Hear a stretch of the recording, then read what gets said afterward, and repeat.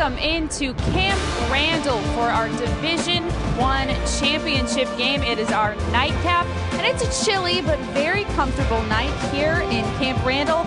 Our Division I match is between the Bayport Pirates and the Muskego Warriors. Should be a great matchup, but we've already had two excellent matchups here today. Welcome in. I am Piper Shaw, sitting alongside Bill Brophy. These last two games that we've had really just kind of went up to the wire, and this next game, hopefully we see a similar style of nice competitive game. Well, 1 point games, you can't beat that. DeFore scores in the last 32 seconds to beat Menasha. Mike Minnick goes out as the retiring coach, going for two in the last minute. He converts, and in the last game, Wanakee misses an extra point after scoring in the final minute. Brookfield East wins their second Division II title. They were thrilling, and we've been anticipating this Division I matchup all day. Absolutely, and to get us started here, we will throw it upstairs to our broadcast announcers. We've got Bob Brainerd and Scott Nelson. How we doing, guys? We're doing okay, Piper. Thanks. Scott, this is a matchup in Division I that a lot of folks throughout the state, if you're a prep football fan, you want this matchup. You want to see what this matchup is all about because you've got a battle of unbeatens, you've got the defending state champs in Muskego, and you've got a Bayport team that beat Kimberly to get here. So the table is set between two stud teams and a couple of stud players to keep your eyes on because a couple of all-state guys, they will really stand out on film and on the field. Yeah, I think we got a great matchup here. It's been a great day to begin with, and this is a great way to finish off the nightcap by Isaiah Gash. Tremendous running back, strong, physical, fast. All-state, like you mentioned, he's a blast to watch. Extremely quick and explosive. Hunter Willer on the other side, one of the top guys recruited out of the state of Wisconsin in a long time. He will come and try and knock your block off. This is going to be big on big, ones on ones. It's going to be a lot of fun to see these guys go at it tonight. The Pirates and the Warriors to close out the 2019 prep football campaign in the state of Wisconsin. Kickoff is next.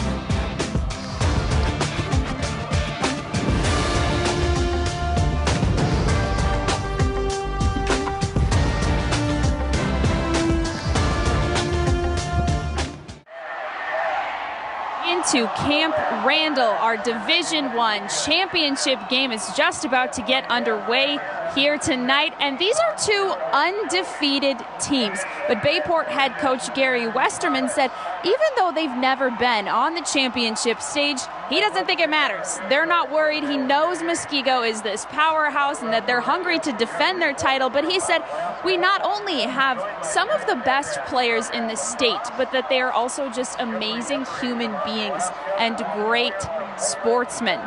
On the other side of the field, head coach Ken Krause over at Muskego said that, yes, they're experienced and they're very comfortable here, but he said his seniors are very hungry to defend that title. They've got that even temperament as well, though, so it should be a great game. Guys? Stage is set. Muskego, black helmets, all white head to toe otherwise with red trim. Bayport going all navy head to toe. They'll get the football first, deep to get it. Isaiah Gash, Jaden Montgomery, two dangerous returners as Shane Dunning boots it into the end zone for the touchback. Bayport, they average coming in, Scott, 51.2 points a game. It's a power option offense with a lot of weapons. Guys all over the place, right? And that's a lot of fun. You have big offensive linemen. A lot of fun to watch the Pirates under the control of Andrew Thomas, the quarterback senior.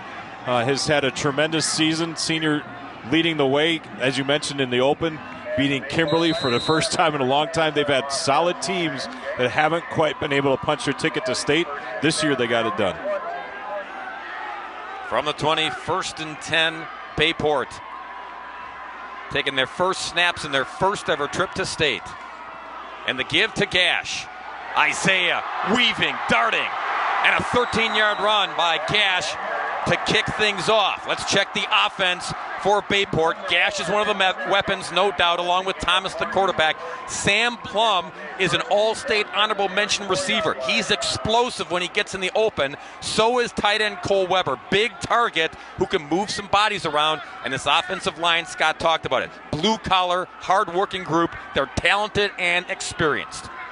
1st and 10 from the 34. Early movement by Bayport. Dead ball. False start. Offense, 5-yard penalty, first down. And our head referee is Jeffrey Wolf, along with Garrett, another Jeffrey, Paul, and Eric. Mike, for your dining and dancing pleasure here at Camp Randall. The biggest body on the offensive line for Bayport is left tackle number 55, Braden Doyle. Two-time All-State guy, Central Michigan recruit. They'll run behind Doyle a lot as Thomas gets the carry on the cutback. It's a couple yards, but it'll be second down and long. The defense for Muskego, who's only allowing 7.5 points per game. We talked about Hunter Wohler, a junior in the secondary who's just a stud, but they've got studs back there who are stingy. Muskego offense gets a lot of the headlines because of the points they score and how they score it, but this defense has been spectacular. Gash again, lowers the head to the 35. It'll be third down and 9 for Bayport.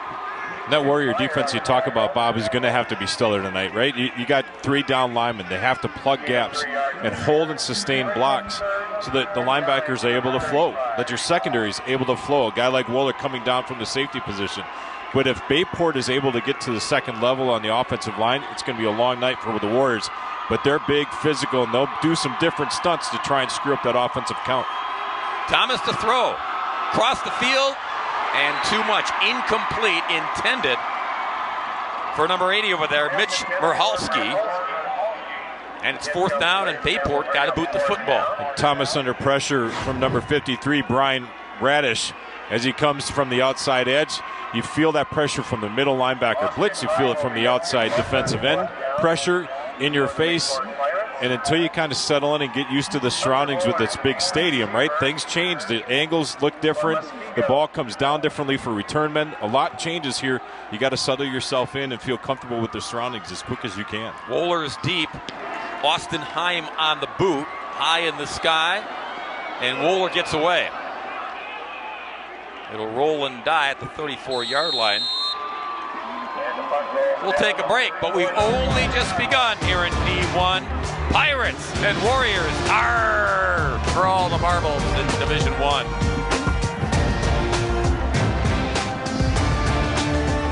And there is a timeout. Connor Groman, senior quarterback of Muskego, into the huddle as the Warriors will take their first snaps. You see his numbers. His job, Scott, in this wing T offense is to manage the football game, manage the offense. He's got weapons at his disposal that you will see. They will spread it around. First and 10 from the 34.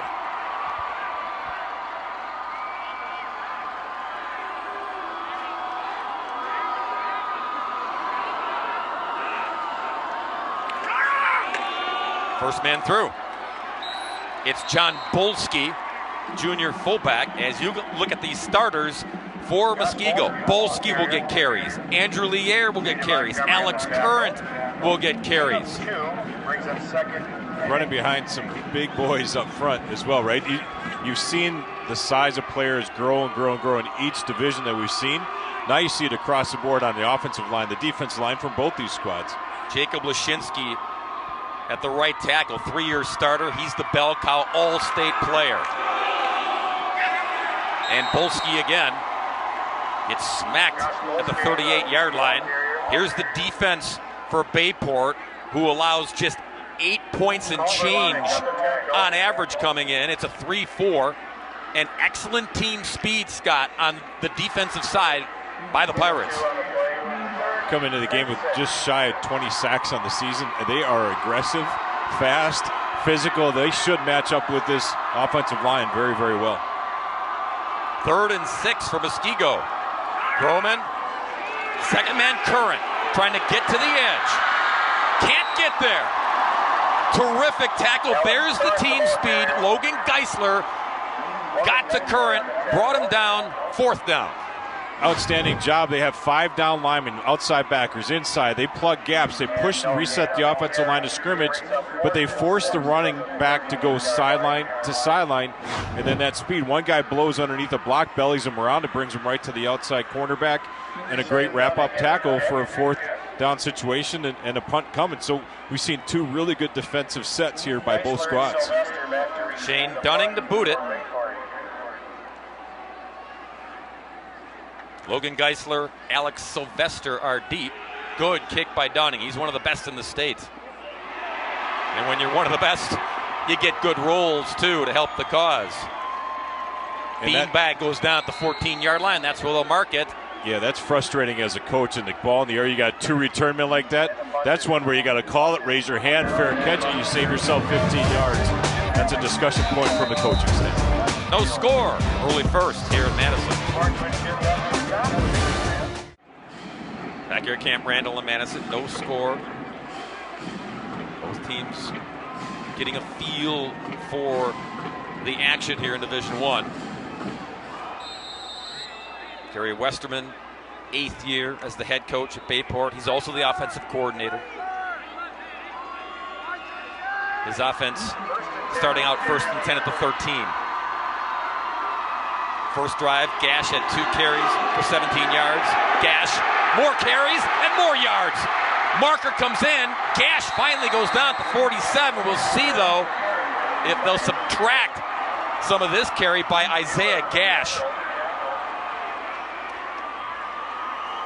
I'm not sure, Bob, what the flag was for. I saw him break away from the tackle. The ball came back, or the flag came in about where he was grabbed, but we'll see. Face mask. All right. Defense. 5-yard penalty at the end of the run. First down. Yeah. So add yards, don't subtract them. Right. Isaiah Gash, look at what he can do when he finds the hole. Well, we've watched. There's a good call by the official for sure, but you know, we talked a little bit how explosive, how quick he can be, but he goes so fast that there's arm tackles. Guys are just reaching and grabbing, but nobody's making solid contact on him, which is why he's so effective. Gash again, hop steps the defense, and then lowers his shoulder at the 45 of Muskego. Gash, this package of this young man, you've seen the speed, and you're also seeing the power. So he can break it open when he gets open, but he's not afraid to lower the shoulder, Scott, and just try to run over people. And speed kills, right? You can't teach that. That's just something that's innate in ball players that way. He's strong, he's physical, he's low to the ground, good center of gravity, but a guy that runs at a different speed than most.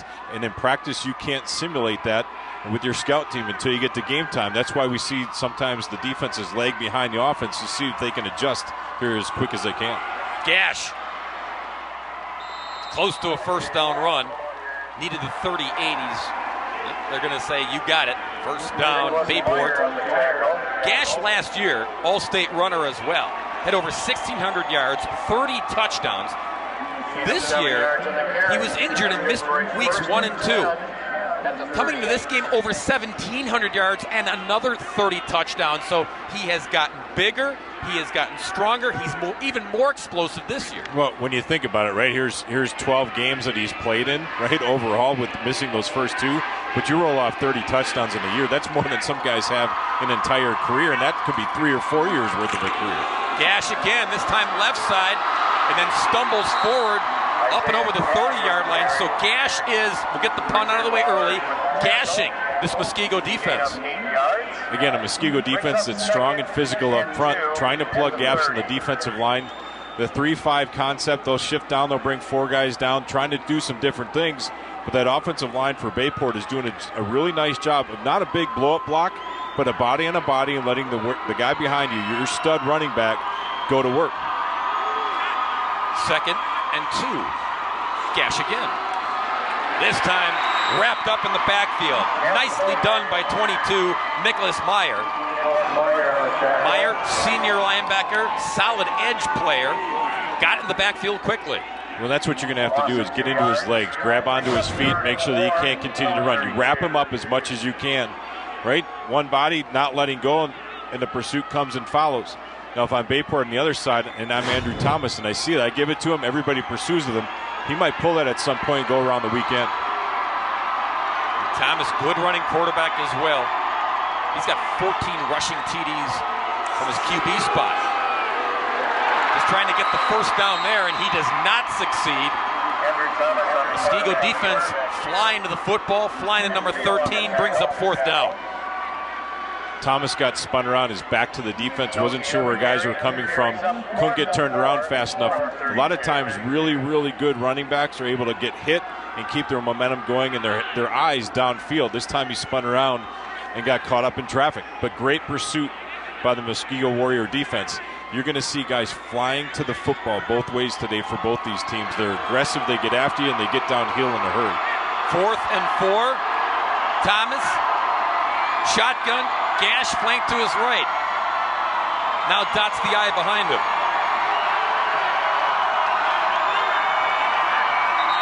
You got timeout Bayport. Yeah, tried to get Muskego to jump, get a free first down.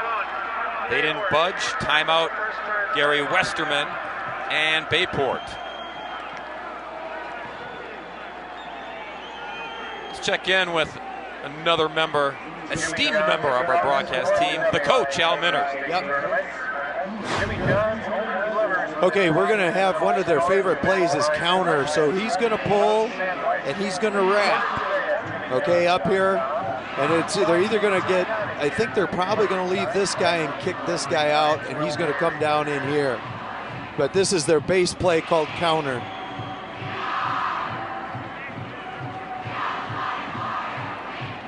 What happened is that defensive lineman went inside the gap, so they took him and took the next gap out on the kick out. So, but gap is, a lot of people call it gap, some people call it counter. Guard kicks out, fullback wraps. Thank you, Coach. 4th and 4. They still go for it, and they will not get it. Bayport denied. All over the play. Muskego and 69, Joey Lawrence. You can hear the excitement from the crowd, the players jumping up and down. That's a big stop early in this ball game. Gutsy call going for it on 4th and 3 from Bayport, but obviously you feel pretty good about your defense. Under center, handoff right up, try to plug it right off the middle, get a little misdirection going, leading the fullback. If linebackers read that, he tries coming back to the weak side of that offensive line. But again, gap control, sound defense from the Warriors. That was not Gash. That was Benjamin Storby, who's a linebacker on the defensive side. They tried to get him to beef his way to a first down. Ball's loose here. On the missed exchange, Bayport says they got it right back, and they do.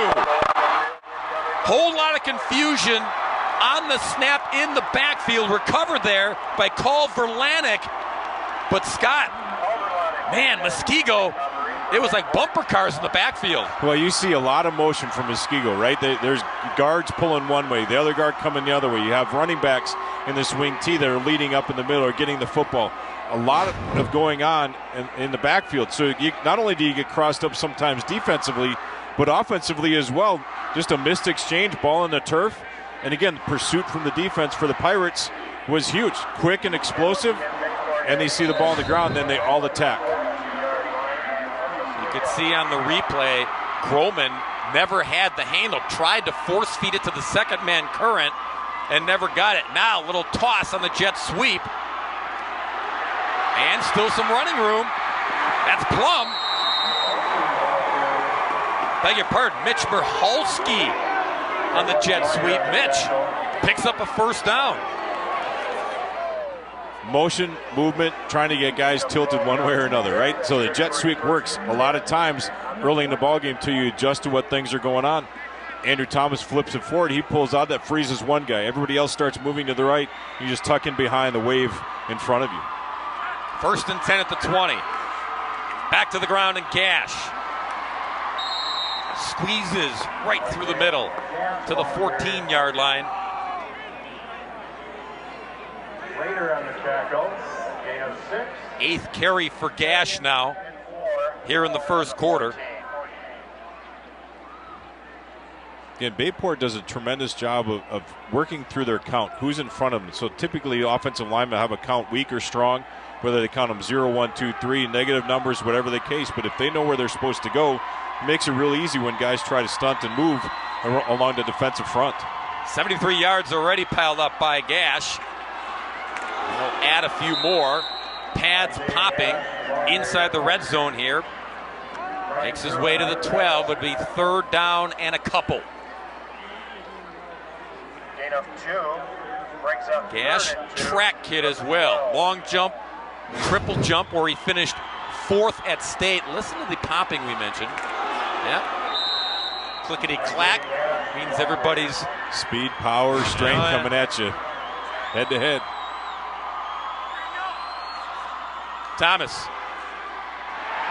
And he gets wrapped up short of the first down. Thomas on the quarterback keeper. Getting in there. All kinds of bodies, but Brian Radish, Gruen and Steele on the tackle. he was in there along with Brian Gruen. They converge the football. Stop Thomas short, so it's 4th down. You can see Muskego defense huffing and puffing here. Getting a workout on 4th down. Bayport will move the football. Jaden Montgomery, another linebacker, Scott, who goes in the backfield. A little change of pace from Gash. He gets the first down. When you bring everything packed in, right? You even showed that with we're going to fake, we're going to try and draw you off sides, whatever the case. This time the track or the line that the running back has to move to is towards the outside edge of the tackle to the tight end. Nice route on his part, getting behind. Everybody's in tight. He needs a couple yards and gets 3. 1st and goal, Bayport knocking on the door. Thomas looking for running room. Not much there. Tyler Arthur and company were there to wrap him up, along with Meyer. It'll be 2nd and goal. Fast and physical is the way both these teams like to play, right? They get after you, mix it up. Offensive line, again, not doing some huge things, but grabbed around the head, but had the wherewithal to understand that that's where he's at. You don't want to look at a horse collar tackle. He lets go, but as one guy's laying into his legs, you're driving up over the top of him. Good gang tackling defensively. That's noogies. That's all that is. Just Right. Football noogies. 2nd and goal. Gash. He gets met. Line of scrimmage. Mr. Meyer again in the nick of time. It's 3rd and goal. Join in with his linebacking teammate. Nice job, good square up tackle, drives the hips, drives backwards. And you see guys hanging. He might be getting drugged there a little bit, but he's waiting for the rest of the pursuit to come with him. But awesome job of keeping shoulders square and packing a punch at the point of attack. 3rd and goal at the 8.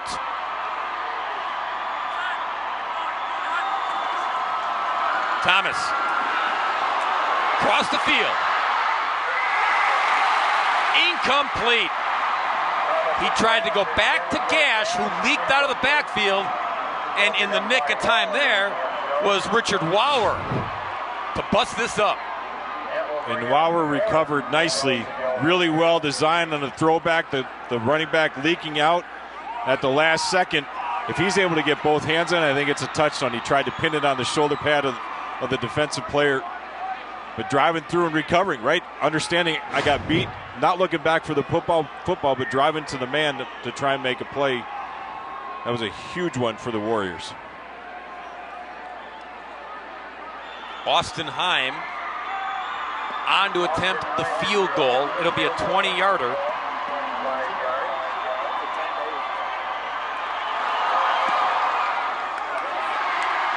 And he bangs it through for 3. And Bayport draws first blood in the Division I state championship over Muskego. 9 plays, Scott, 24 yards, just under 4 minutes. So it got tougher and tougher as they got closer and closer. Yeah, you think 9 plays, 24 yards. Like, come on, boys. You can do that in 1 play, right? But here's an opportunity to showcase a little bit of what you have, trying to figure things out offensively versus the defense. Again, up front with a 3-down lineman. Bayport has thrown 3-down linemen, but they're walking up their outside backers, trying to negate some of the misdirection that the Warriors like to use offensively. Muskego is really, really good at running that. You can't find the football, and sometimes for us even, we're up high. We can typically follow pretty well. We even get confused because they hide the ball so well. But so far, the Pirates have done a tremendous job. We'll see after this kickoff if they can line up and do it again defensively, get another stop, another punt, and see if they can take the ball down and get some more points. Who gets confused? Speak for yourself. Yeah. I'm the one giving you signals with my hands. Like, yeah. Here's the number, all that, right? I can confirm. I've covered Muskego football for years. Can't figure it out. A lot of guesswork. Well, but very disciplined. They know what they're doing, right? Yeah. Very disciplined with what they do, and beat Kimberly last year in the state championship, and here they are again, undefeated, walking to the D1 title game, second year in a row. Bouncing ball, knuckleball that goes OB. Ken Krause, head coach at Muskego, he once told me that they bring the wing tee to flag football. The youth football program at Muskego, they learn it because it ain't going anywhere. They're not changing.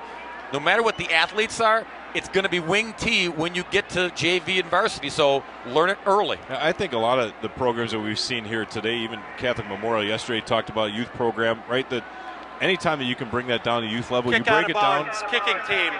Ball will be placed at the 35-yard line. First down. You break those things down, maybe simplify plays. Here's the blocking schemes for linemen, etc. Right now, the kids, when they get to high school, are comfortable with that. Terminology is the same. You're not reteaching some of the very basics year after year. I think that really helps programs that have success at the state level.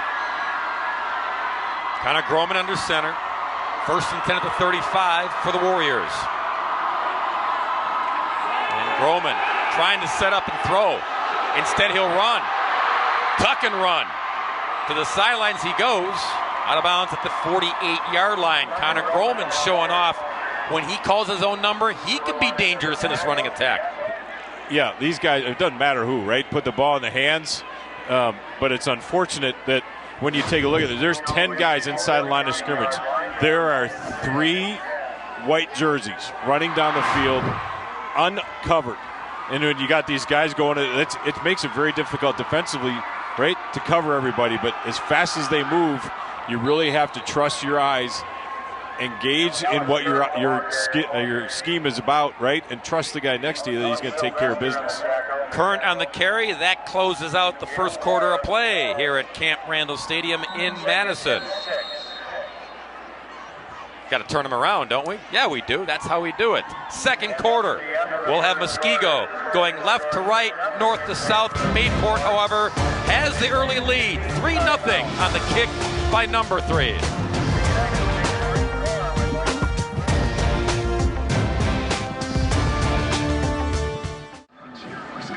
3-0 our score after one. Appropriate that these two teams are meeting to decide the Division I title because they've also got the offensive and defensive large school player of the year. Gash for Bayport, Hunter Wohler from Muskego. You see Tyler Tenner, who ripped it up at Racine Lutheran to set the all-time rushing record in a career. Ben Barton, we saw him from Stratford yesterday. He's coming to Wisconsin.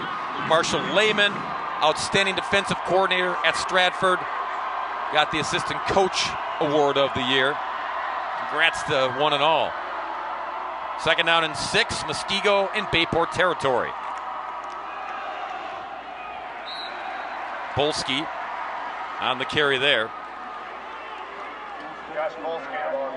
You'll see at different times the Muskego offense will pull a guard, see what happens. Then they're going to pull a guard and a tackle, see what happens.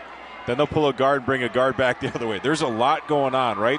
Guys have to understand their footwork, the track that they need to be on, but a lot of misdirection. Again, you have to play good, sound, fundamental football, plug gaps, and try and blow that up, not to allow those guards to get to the other side with a kick-out block. Assignment football, that's what they preach whenever you play Muskego. Third down and 5, Groman wants to throw.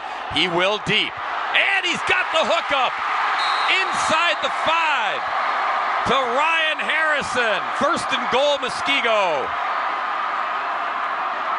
Great route by the tight end. Gets back behind the defensive backs and just keeps on running. Didn't let up on his route at all.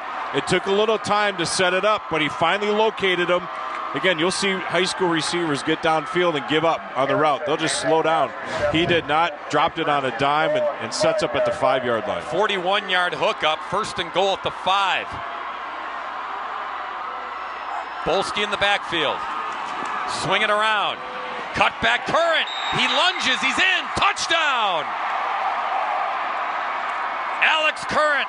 Touchdown run number 22 from the All-State junior running back. And Muskego jumps in front.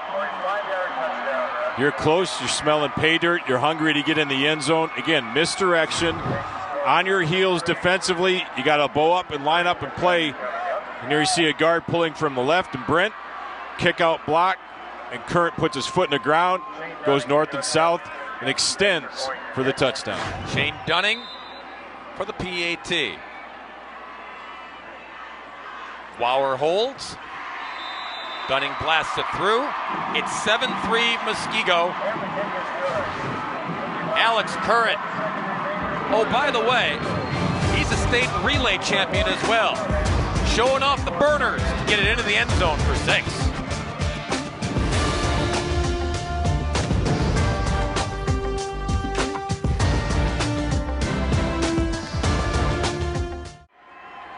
Warriors jump in front for the first time tonight, 7-3. Time for our coach's corner with Coach Al. Yeah, what you're going to have is this guard is going to pull. He could trap this guy. He could trap that guy. Everybody's down blocking now. They're going to try to get through here. Okay, the guard's going to kick out here.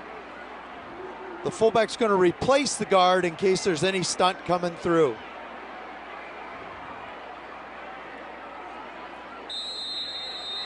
But it was actually stuffed pretty good. It just Current stuck his foot in the ground, just like Coach Nelson said, and took it right up the pipe.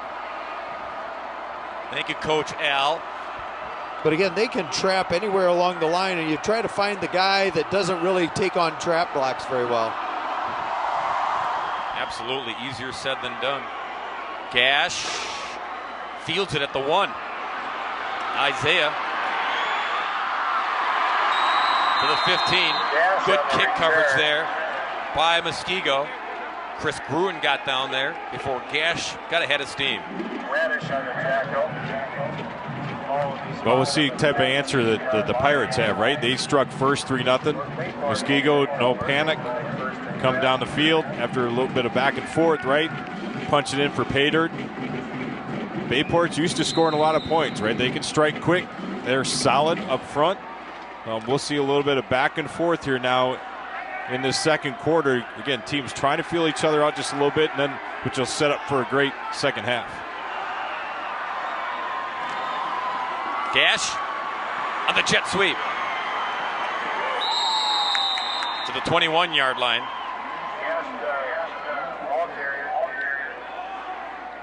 Isaiah Gash last week against Kimberly, Scott, 204 yards and 4 rushing touchdowns. Yeah, not too shabby for what people typically think of as one of the perennial great teams in the state of Wisconsin, meaning Kimberly, but they've been close for a number of years against them when they faced off.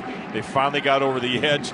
They got a lot of momentum coming into this ball game, and they believe that they belong here. When you have a team that believes, good things can happen. Plum in motion, give it a Gash, who bounces to the 25-yard line. That's enough for a Pirates first down. Yet the scores in the postseason alone. Level 1, they put up 55. Level 2 against Preble, 49. Against Marquette in Level 3, 56 points. And then Kimberly to get here in Level 4, 42, winning that matchup against the Papermakers, 42-28. Yeah, I think that caught the attention of a lot of people around the state with what they did there. First and 10 at the 25. Thomas keeps it to the 27. Thomas had some explosive plays, some touchdown runs of his own in the win over Kimberly. Yeah, talent around, right? Guys that have the ability to do some things. And you see he's trying to take the quarterback keep. Fake the handoff, he's reading it. Design where he can give or keep. That time he kept, but the speed of that front line defensively for Muskego closes extremely quickly. If you hold a block for just a little bit longer, now you allow your running back, or in that case your quarterback, to get to the second level, and that's where you start to see those big chunk runs. 2nd and 8 for the Pirates. Gash behind Thomas. And mix up in the backfield. Andrew tries to make something out of nothing and does. Gets his way to the 30-yard line, brings up 3rd and 5. He and Gash had a little bump and bang there in the backfield.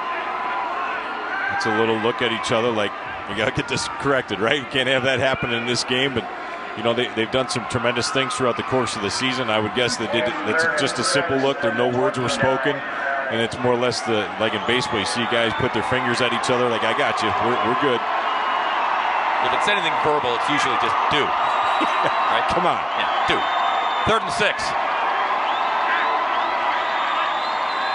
Thomas in time, in the pocket. Gash can't make the juggling catch. Thomas a little bit too much on it, Scott, but with Gash's speed, he darn near reeled this in. I think there was 2 different guys out on a route. One was running an out route, and he was patient. Gash turns upfield, and again, on a rope, right? Has to be able to put it out in front of him just a little bit. It's a little behind, a little bit high, but he puts it on target. That's a big completion. Just a little bit over the outstretched arm of Gash. Hunter Wohlers deep for the Austin Heim punt.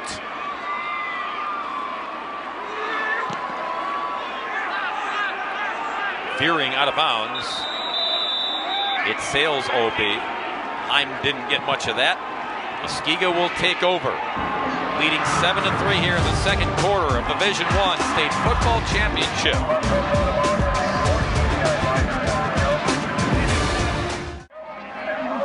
That Blue Man Group made its way to the stadium this evening. Everyone sporting the colors. I saw on Twitter, Scott, Bayport, no kidding, sent 22 buses Seriously. of students, fans, to the game here. That's the town, isn't it? It's 2 towns, actually. Swamico and Howard. That's why they call it Bayport. Muskego, a lot of folks here as well. From the 48, Bolski staying low to the ground. That's what he does. Hide behind a big offensive line. What I really like is the track, meaning the route that the running back takes behind the line of scrimmage towards his lineman, right? He gets down, but he tucks behind him, and he gets tight on the rear end that it's hard to break through that gap to make a tackle, which is why you see 3-4 yard chunks at a time. 2nd down and 5.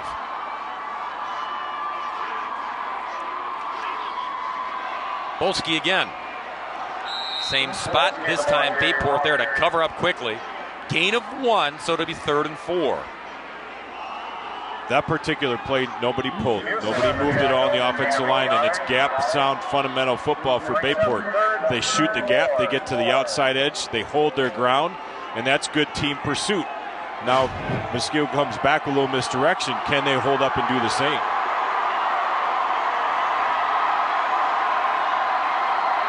Bayport crowd making some racket over there on 3rd and 4. Roman long count. 2nd man sweeping through. It's Current. Looking for the cutback. He finds it. Current. Open field 30. Current cutback again 20. Current still on his feet. 10. Wrapped up and finally brought down. Alex Current showing you why he's an all-state running back. Fun to watch number 18 run. That particular play, we just talked about it. Man on man, this time they pull both guards. They get Current to the outside edge. Great job blocking and blowing things up at the beginning, but then tremendous vision on the cutback. Tremendous vision on making a guy stutter and miss. And then it's just power dragging a few guys down for an extra couple yards. 36-yard run by Current, and he ran about 56 to get there. 1st and goal right at the 10-yard line. Bolski. Gain of 2 to the 8. So you've seen what Current brings to the table. Bolski, not your typical fullback because, yeah, he stays low to the ground, but he's also got some speed when he's able to wiggle out. Andrew Lier, when you see him, he's another bust-out type back that you'll see coming off the edge on the jet sweeps. A lot of choices for Ken Krause, who wants to talk to his offense so he burns a timeout. And you talk about some speed, right? Muskego, the last few years, has had some of the top 4x1, 4x2 teams at the state track meet as well. R.J. Bossert, another guy that was a speed demon, graduated last year, but they replaced him with more speed, right? And that's the beauty of what this offense can do when you pull some linemen that get out in the front, able to get a body and a body. And then you throw guys back there that have some speed and the ability to cut on a dime and get north and south. That's a dangerous combination offensively, and defensively it makes it really, really hard to combat against that type of speed when you get to the outside edge. quick coach's corner with Al Minner. Break down that long run by Curran, Al. What's going to happen is the fullback, they've been running the fullback up inside, and now the guard pulls and they give to the second man who runs out wide. And Curran, it was actually stunted at the outside where they normally like to go, but Curran saw the over pursuit and was able to cut back against the grain. He's got great vision along with his speed. He sure does, Al. Thank you. Second down and goal. Ball at the 8-yard line for the Warriors.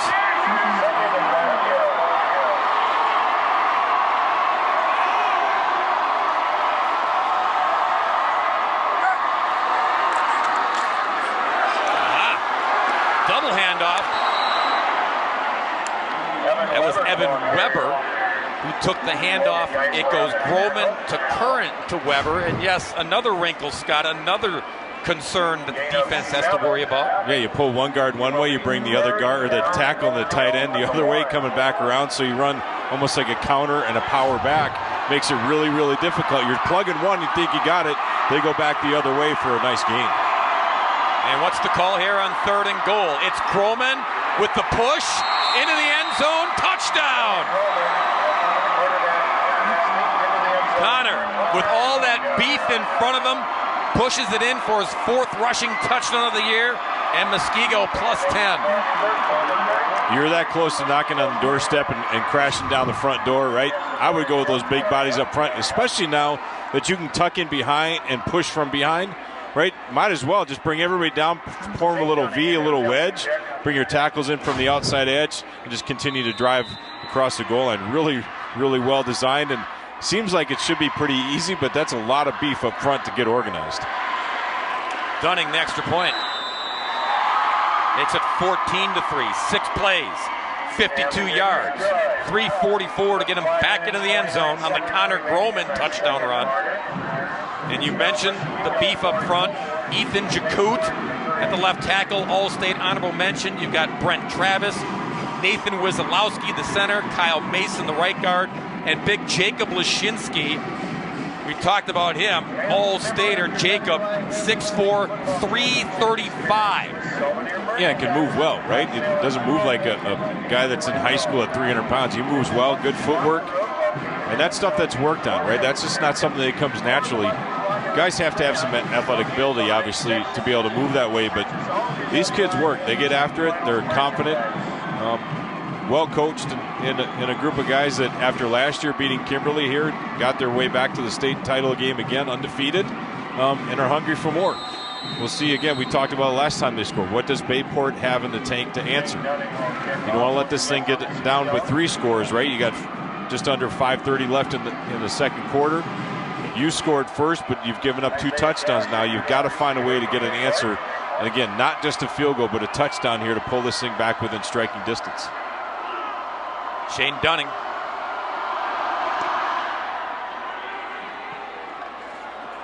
And good job there by Montgomery to let it go OB.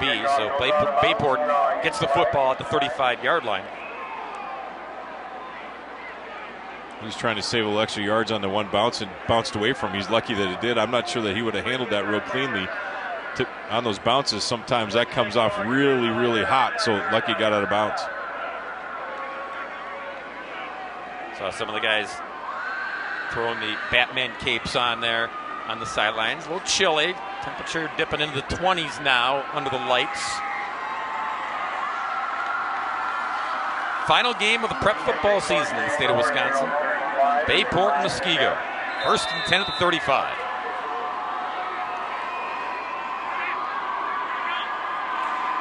Give it a gash. Isaiah. Almost to midfield. He's over 100 yards.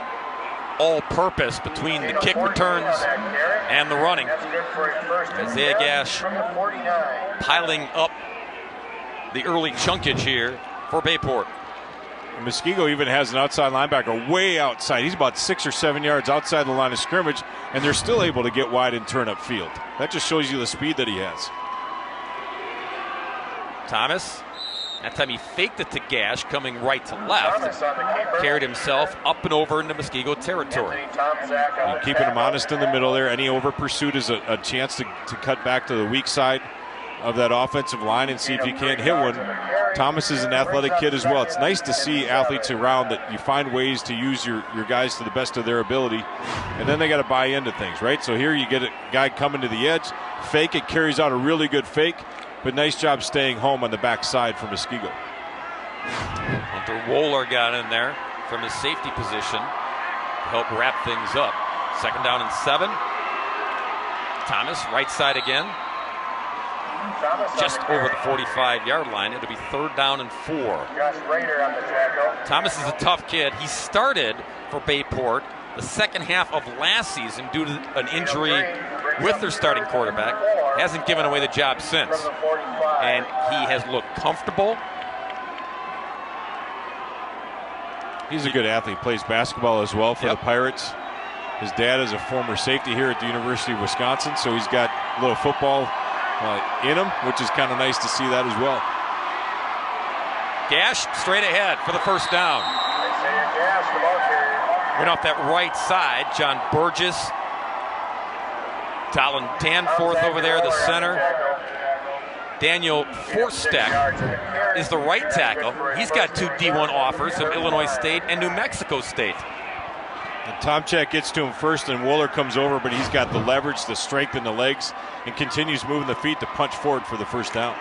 Thomas again, zigzagging, and a nice tackle made by Mr. Wohler.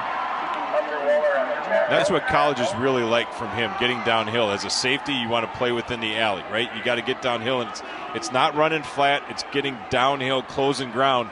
When he reads, he goes. When he goes fast, and then he's a sure-handed tackler. So he gets in there, wraps him up, arms all the way around, not letting go. 2nd down and 9. Little toss to Gash.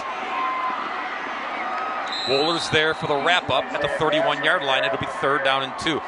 Scott, here are some, and I emphasize some, of the schools that have offered Hunter Wohler. Wisconsin, Iowa, Michigan State, Georgia Tech, Notre Dame, Michigan, Ohio State, Minnesota, Iowa State. That's some of the schools. He's only a junior. Yeah, and a lot of those came after his sophomore year, right? He was All-State as a sophomore year. After his sophomore season, now Player of the Year defensively at big schools. Yeah, talented young man that likes to play football, and when you have that as a safety that gets downhill, your D linemen love it, your linebackers love it, and as a coach, it's certainly a luxury to have a talent back or in the back end for you that way. Gash stopped shy, so it's 4th down, and we're going to call it 2. Needs the 29-yard line, ball to 31.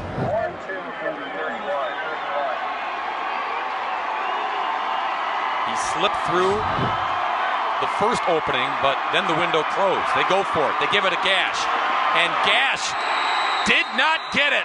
Tripped up at the 30-yard line, a yard shy. Muskego will take over. And Isaiah looking back in disbelief. He thought he had enough to get there, Scott. Well, initially there was a tremendous block where I couldn't tell if it was a guard or the tackle that blew up the defensive lineman. You see it on the left-hand side. He just flat out drives him off the ball. I think that was number 9, if I'm not mistaken, for the Pirates. That's Max Mewassen. I don't know if I got that right. You can correct me on the pronunciation. And I thought they were going to get it, but the speed again in pursuit from Muskego came downhill, stopped him short. That was a huge defensive stop. And Hunter Wohler was underneath the pile too, Scott, causing the disruption so others could get there to make the play.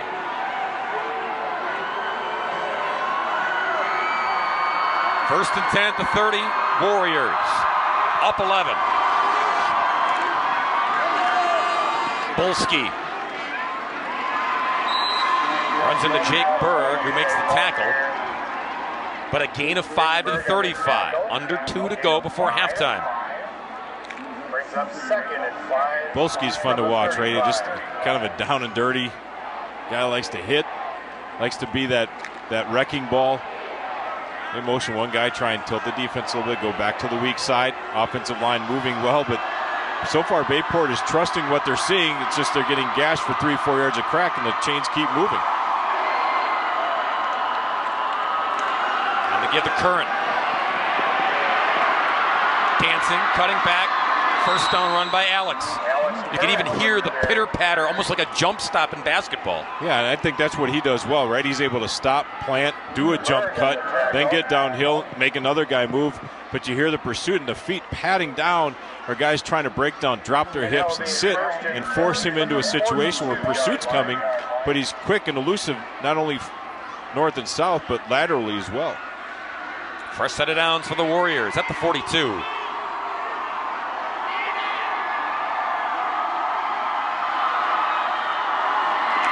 Curran again. Cuts back this time.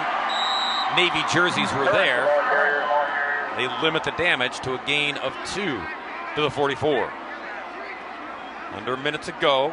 Muskego seems satisfied to go get warm in the locker room, up 14-3. Well, the time that Bayport's had success defensively is when Muskego's just fired up, man on man out in front of them. It's with the misdirection where they look a little difficult on making sure they get the stop.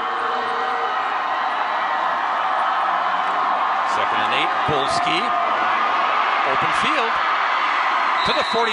Another first down, stops the clock to move the chains with 17 ticks left. And now Ken Krause will call timeout. Chance to make something happen on the scoreboard before halftime. He was looking down at the official there, watching them. They stopped the clock to move the chains, and he was making sure that the clock did stop but wanted to call. Give yourself a chance, right? Opportunity to go up maybe by 3 scores that way, and when you have an opportunity to punch that in, you got the speed, you have the size. Right now you have all the momentum in the world. You've been able to shut down Bayport after they've kicked that field goal early in this game, and you're feeling really, really good with where you're at. But Bayport's a talented team. They put up a ton of points. You've stopped them. They're going to get some things corrected and come out for what, again, should be a great second half. 1 timeout remaining for the Warriors. Ken Krause, 13th season at Muskego. He was the head coach at West Dallas Central. Yes, running the wing T there from 96 to 2006. You don't see stuff like that very often, right? Which is why they have success. That's what he says, yeah. And when you're as disciplined as they are and you have the athletes that they have, it sounds easy. It's not, but it's not something that teams see and have to scheme for. Much more spread offenses nowadays. And now Gary Westerman will burn a timeout. He's got 1 left. Yeah, Muskego in the Classic 8. Teams know it's coming, so they can find ways to prepare for it each and every year, knowing they're going to see the wing tee. But when you've got a short week, and this is a short week because you're playing a game on Friday, here you are another Friday, but you got all the hoopla of going to state, and then, oh yeah, Gary Westerman, by the way, you got to prepare for the wing tee. You haven't seen it at all. Yeah, and I think you try and watch as much film as you can. You talk to other coaches. How would you defend that? How does that fit into your defensive scheme? What quick adjustments can you make? Then who's healthy? What type of personnel do we want to use? We need to have speed, so how does that change your defensive linemen, your linebackers, your secondary? Lots of things go into that. One great message that coaches need to send to their players, though, during this week is, as difficult as it is and as much pressure is, enjoy the moment, because it doesn't happen very often. Total yards so far, Muskego just 3 more than Bayport, but they have cashed in, and the Pirates have not. Just a field goal to show for it. 1st and 10 at the 44.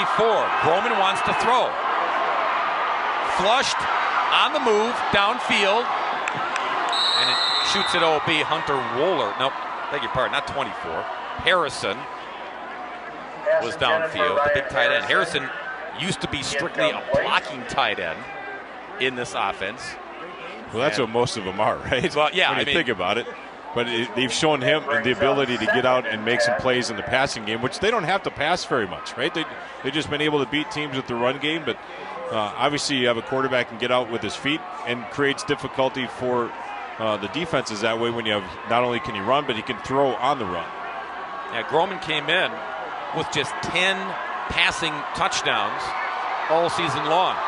But again, when you've got this juggernaut offense, you ride that horse. 2nd down and 10 from the 44. 10 ticks left. Bulski He escapes for the first down to the 33. Timeout, Muskego. Their final timeout, 4 seconds left. Now you give Shane Dunning, who's an excellent kicker, a chance to boot a field goal here, Scott. Well, and this is where the discussion pregame, right? Where do you feel you can kick from? How you feeling, right? All those things for a kicker, trying to get them mentally in a right spot to be able to come out and make a kick, or at least attempt a kick. Or do you have the discussion, hey, I'm not sure that we want to take a shot in the pass game and try and get down there and punch it in for 6. It's going to be pretty tough because right now you're at, what, a 50-yard field goal if you give it a shot. So it'll be interesting to see what call they make. Ken Krause huddled up, and so did Bayport. It's going to be Dunning. Nope. Is it? Nope. Is it? Yeah, it looks like he's setting up for the field goal. We got a 50-yard field goal try. Yeah. Wasn't sure, but Dunning, Lauer will tee it up at the 40. So it's a 50-yard field goal try. And then Bayport can't take him with you, so you burn the last time out. Might as well. Muskego fans don't like it. Bayport fans are like, good call, right? You have a little bit back and forth. On a late November evening, you've already iced the kicker because we're all cold, so right. That's not possible. But no timeouts remaining either way. He gets to run back to the sideline, have a couple more kicks into the net, make sure he stays loose, come back out. Big opportunity for that young man to show what he can do here on Camp Randall. Yeah, he's got a big-time leg, so it's worth a shot here for Ken Krause and Muskego.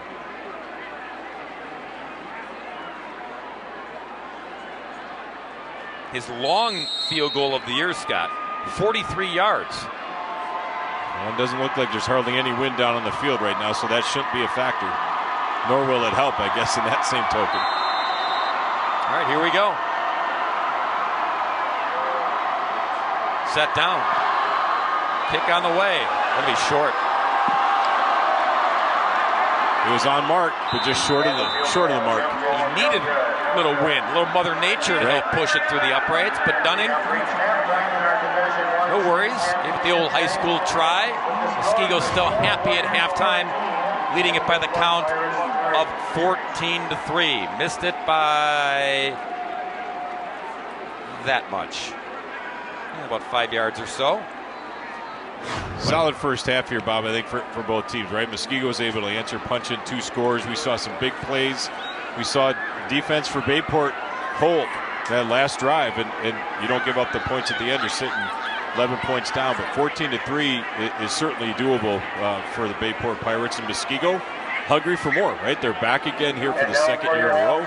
They want a second gold ball in that trophy case. Halftime here at Camp Randall in Madison. The Division I State Football Championship. Scoreboard reads Muskego 14 and Bayport 3. Stick around. We've got stuff.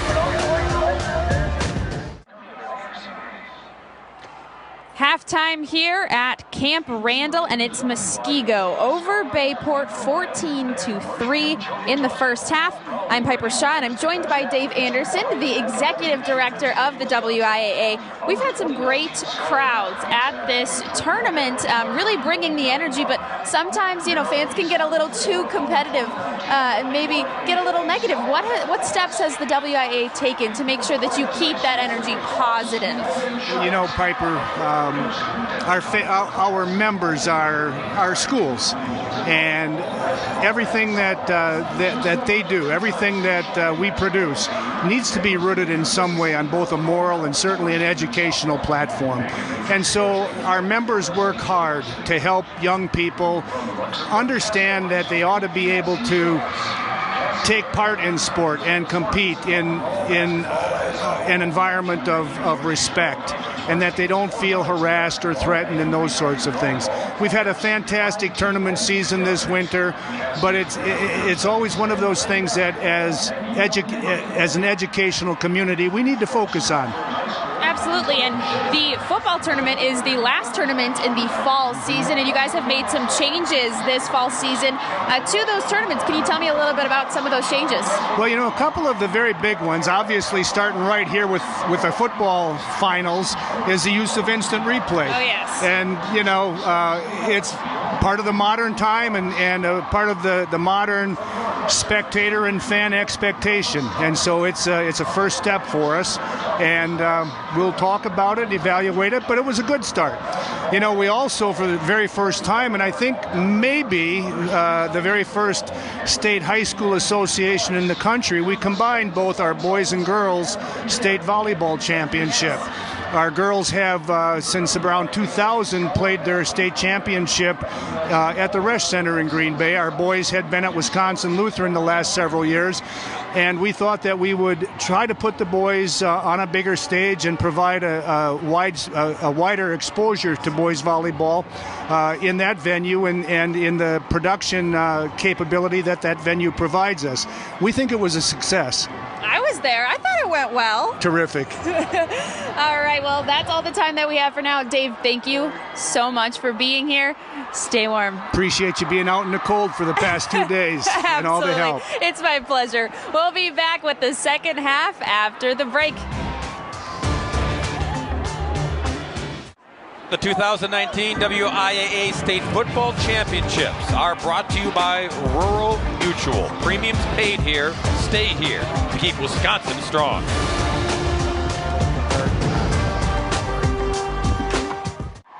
Welcome back to Madison.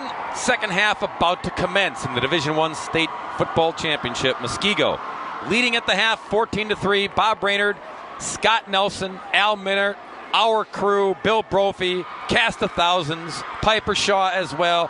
She had a little conversation with Bayport head coach Gary Westerman. Yes, I just spoke with Gary Westerman, and he said, they did really well with possessing the ball. He feels like they got some good runs, but he's not pleased with how they've been executing, or rather not executing. He says that's just not like them. They're not quite playing their game. He says he credits Muskego's defense. He says they've just been absolutely killing it, but they've got to find a way to overcome that and make sure that they're not getting beaten down. Guys. Thanks, Piper. Yeah, all about adjustments, Scott, because Gary knows that his team has it in him, offensive explosiveness, and we saw a lot of that on display. It's just finishing drives, producing points. Well, and the little things, right? We talked about that. This is a game where you have to play almost your perfect game. In order to do that, you got to be sound fundamentally. You got to block right. You got to have your count on the offensive line correct. If you're off one guy, that screws up everything else. That means your running back has to take a different track. Not used to doing that. Defensively, no matter whether you're Muskego or Bayport, are you trusting your eyes? What's your responsibility? Are you reading the guards? Your key, whatever it is, if you don't do that, things break down. And the team that does a better job of limiting those mistakes is the one you see victorious typically at the end of a football game. Muskego's played extremely well in the first half. Bayport kicks off to them. Can they get a stop? Maybe a 3-and-out, get a punt, and then come back offensively and try and establish something on their side of the ball. But Muskego's been playing really, really well. Bayport has a lot of work ahead of them. Pirates will boot it. Hunter Wohler, Alex Current are deep. It'll be Current letting it go into the end zone for the touchback. And the kickoff goes into the end zone for an automatic touchback. And you also heard Piper echo what Gary Westerman said. He gave credit where credit was due. The Muskego defense came up big, stopping them on fourth down. You see the first half possessions by the Warriors. Boy, once they got things rolling into the second quarter, even the missed field goal, they put themselves in position late to almost get some points before the half. Yeah, you settle in, you start hitting your groove, and they certainly did that. They dominated the second quarter. We'll see what they can start off here with their first second half drive. Connor Groman under center, 1st and 10 at the 20.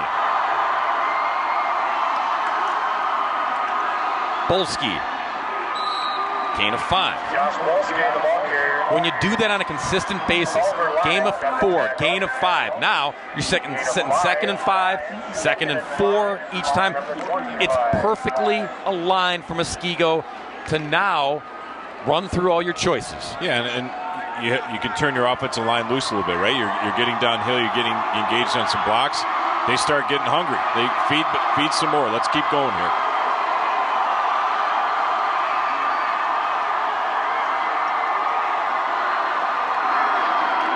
Polsky again. This time, nothing doing. Smacked at the line of scrimmage. Maybe he squeezes out a yard at the 26. It's 3rd and 4. Well, nice job getting some penetration on the right side of the offensive line. First play, they pulled their backside guard, brought him around for a kickout block. This time they brought the play side guard. That line, or side of the defensive line for Bayport, did a good job of holding their ground. I like for something coming back where he might pull a little bit, have a counter and a power coming back the other way. Max Musin, all-state defensive end, stopped that play on the edge. 3rd and 4. They string it out to Current, and Current wrapped up by Bayport. Man, a lot of bodies flying to the football there.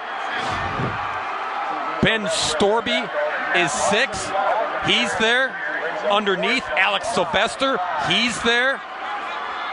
Usually you see the offensive line from Muskego get out in front ahead of the play. That time Bayport did not allow that to happen. They called a nice slant to blow that up to get to the gaps to the edge, right where the play was coming. They blew it up, and we're seeing a punt that Muskego has not done very often this year. No. Shane Dunning is a good punter with a booming leg, but doesn't get a whole lot of practice in football games. This one rolls OB at the 48-yard line. Bayport will take over from there, trailing by 11 here in the 3rd quarter of the D1 title tilt.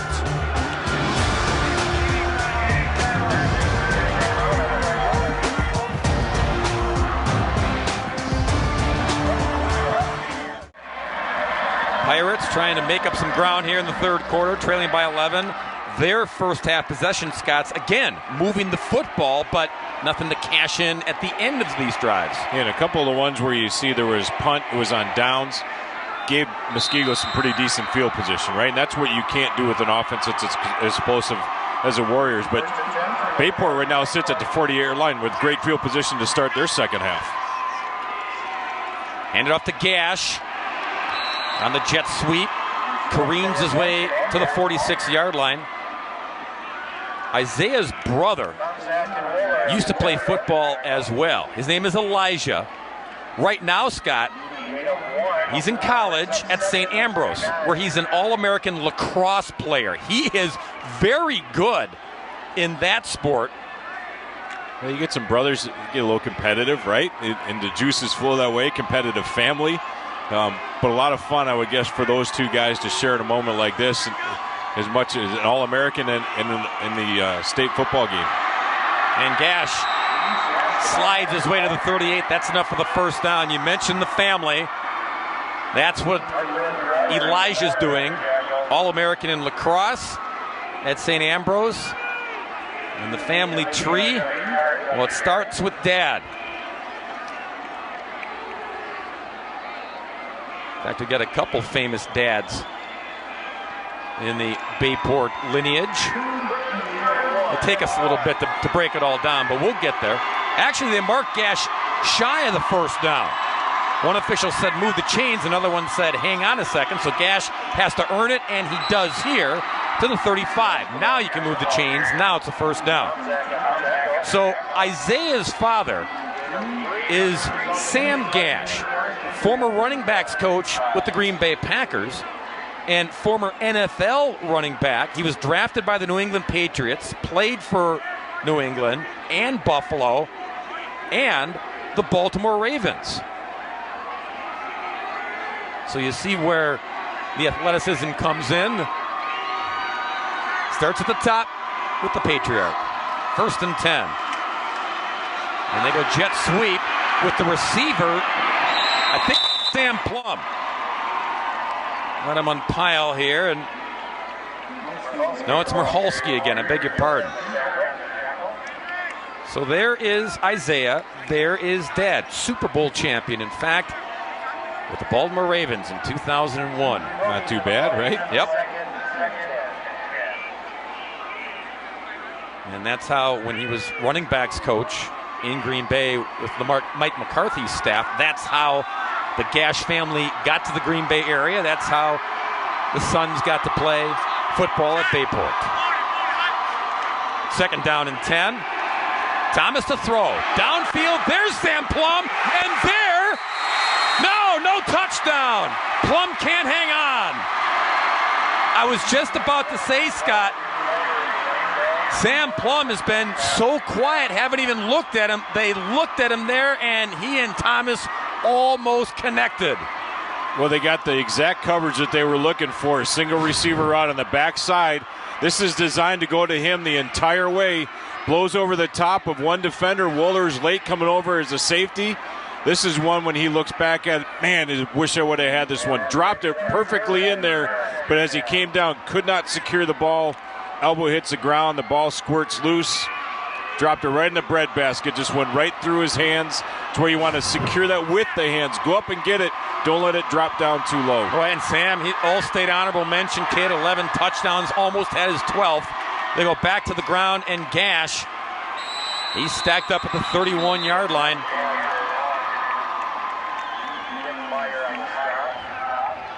And this is where you find out, right, as a team together, right? Yeah, one guy made a mistake, right? Dropped a pass. Would have been a for sure touchdown.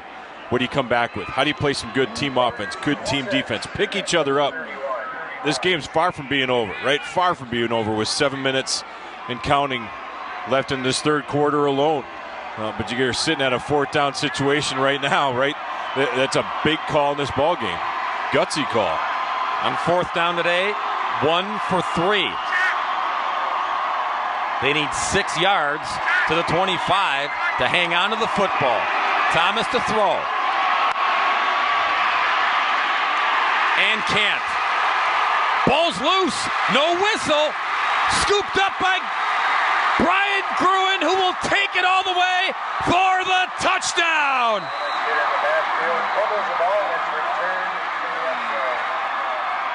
Wow, what a turn of events.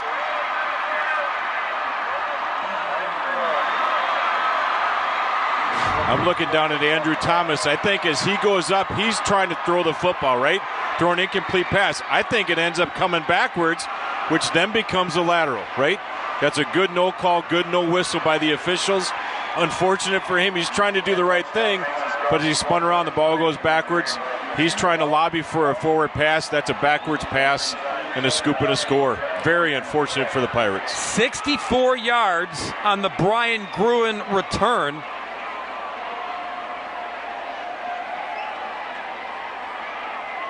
And so far, I'm with you, Scott. He got twisted and turned around.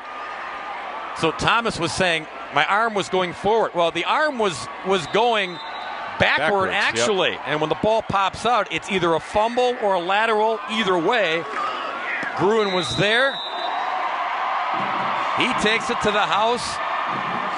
And from one play that looked like 6 for Bayport on the dropped pass, on the next play, an errant pass, if you will. Scoop and score the other way, and Muskego opens it up. 21-3 Warriors.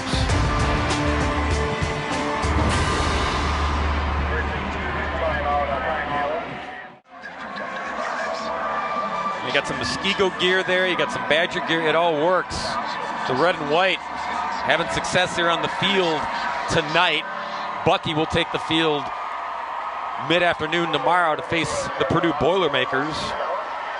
But right now, the defending state champs in Division I, defending its title in style. 21-3 as Dunning tees it up again.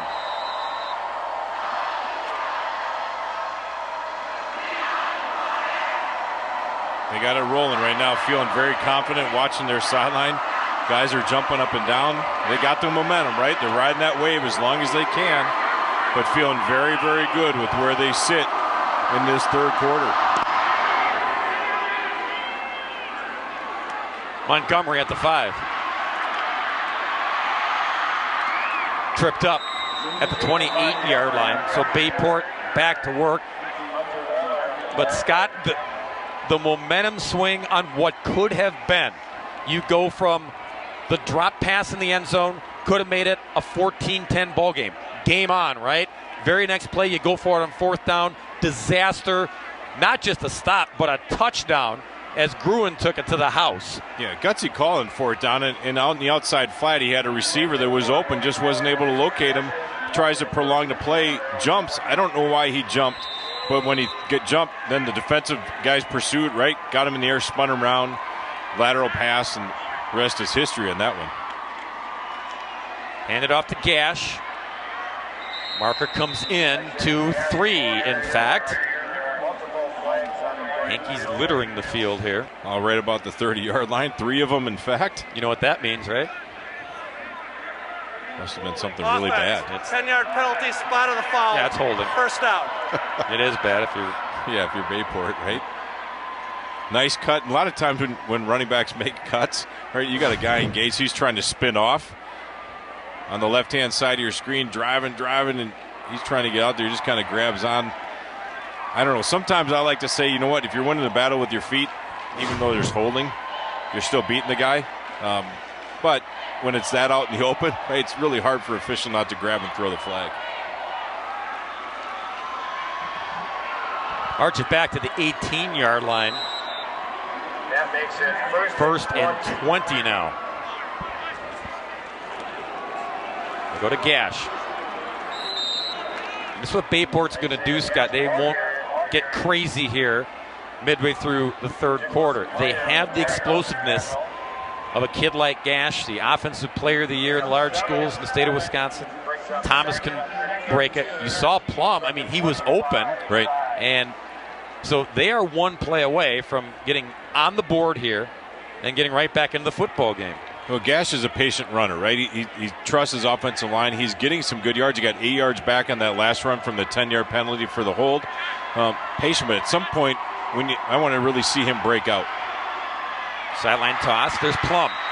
Reels it in. Catch made at the 35-yard line. Plum, all Fox River Classic first-teamer.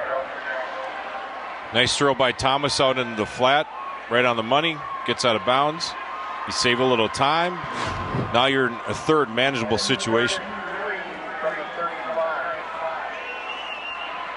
Sam, you could tell right there, Scott. Shaking the head, still thinking about it.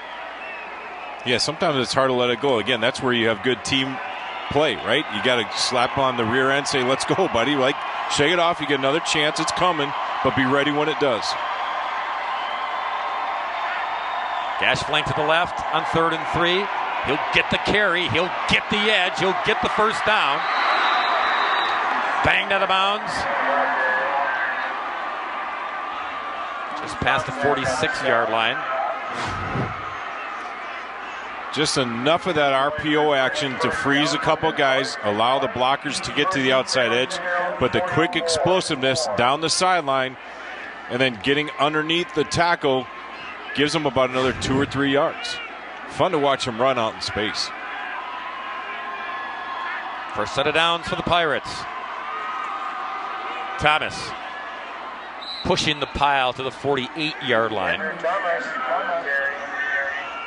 The Gash numbers, you would expect, Scott, when you hear this, that Bayport would have a lot more than just 3 points. 22 carries, 138 yards, just over 6 yards a carry on average. But again, a lot of empty trips on top of all these digits. Yeah, they've shot themselves in the foot a handful of times, whether it's on a turnover, misplay, misblock, whatever the case. They've been driving, they've been getting some chances. They just haven't been able to close the deal. That little jet sweep toss there to Gash goes nowhere. It'll bring up 3rd down and 6.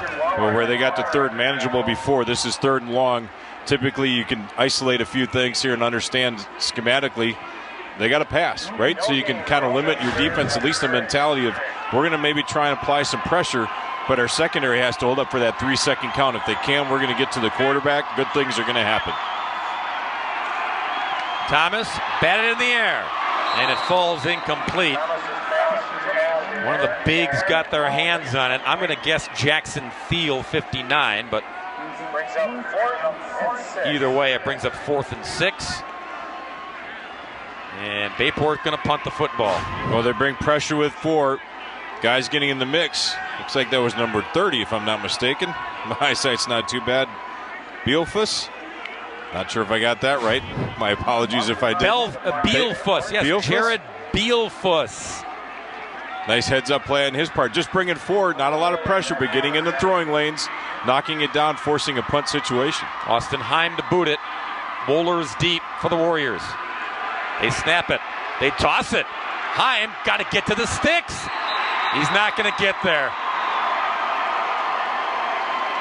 Austin Heim, the punter, the kicker, he's also a wide receiver, so they tried to get his feet on the toss from Verlanek. There it goes, but Heim comes up shy. In this area, that's typically what you see in between the 40s. If you could try a fake punt, that's about where you're going to see it. Well coached by Muskego, reminding him to watch the fake before the snap happens. They react, come up with a big play, turnover on downs at the 1st and 10 at the 49-yard line.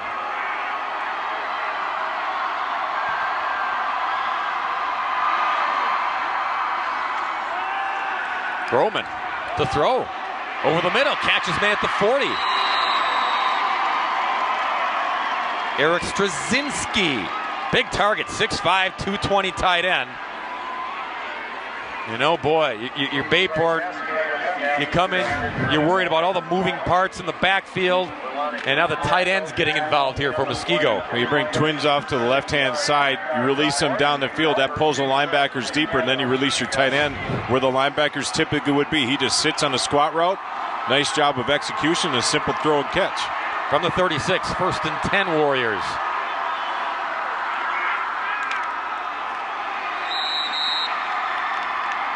First man was Bolski. He and Current have really shared the load. Bolski, that's his 12th carry. He's got 46 yards. Current 7 carries, 52.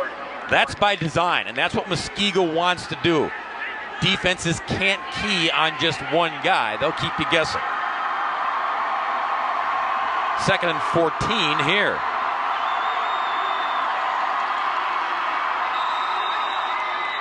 Someone flinched for Muskego, I believe.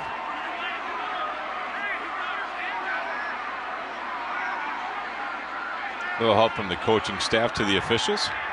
Dead ball fall. False start. Offense. 5-yard penalty. 2nd down. Saw about 3 or 4 of the Bayport coaches right around the side judge there pointing, and then the flag came out. So a little encouragement, I would say.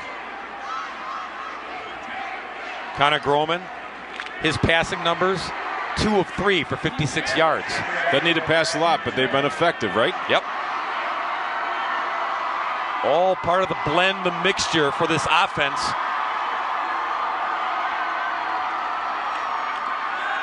Trying to pass here. He'll have to run instead. And then ball pops out. Loose change. Who wants it?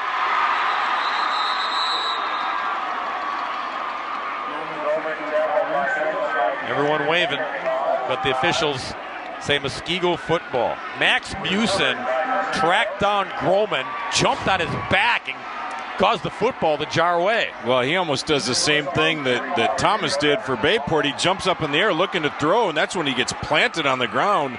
Ball comes out, a couple offensive linemen with Johnny on the spot hustle, right? I don't know why he's going up, but man, did he get drilled down hard. Lucky for Muskego that their offensive lineman pursued and were able to cover that up. Big play by Musin. 3rd and 15, Muskego. Double handoff, and they'll get 5, but well shy of the 1st down on the run by Evan Weber. Come one way with a power. Hand out the other way, pull 2 other guys, and that's a lot coming at you. You got GT, guard, tackle, trap, right? Coming all the way around, wrapping around. A lot of difficult things to read defensively, but if you can read it, you can shoot the gap and blow that up. Nice job defensively by Bayport. 4th and long, we're in another punting situation. Again, we haven't seen this much from Muskego today, but a couple times in the second half now already. Their offense has produced 14 points because remember, Last touchdown was the fumble recovery for the score. Fair catch called for and made at the 8-yard line by Logan Geisler.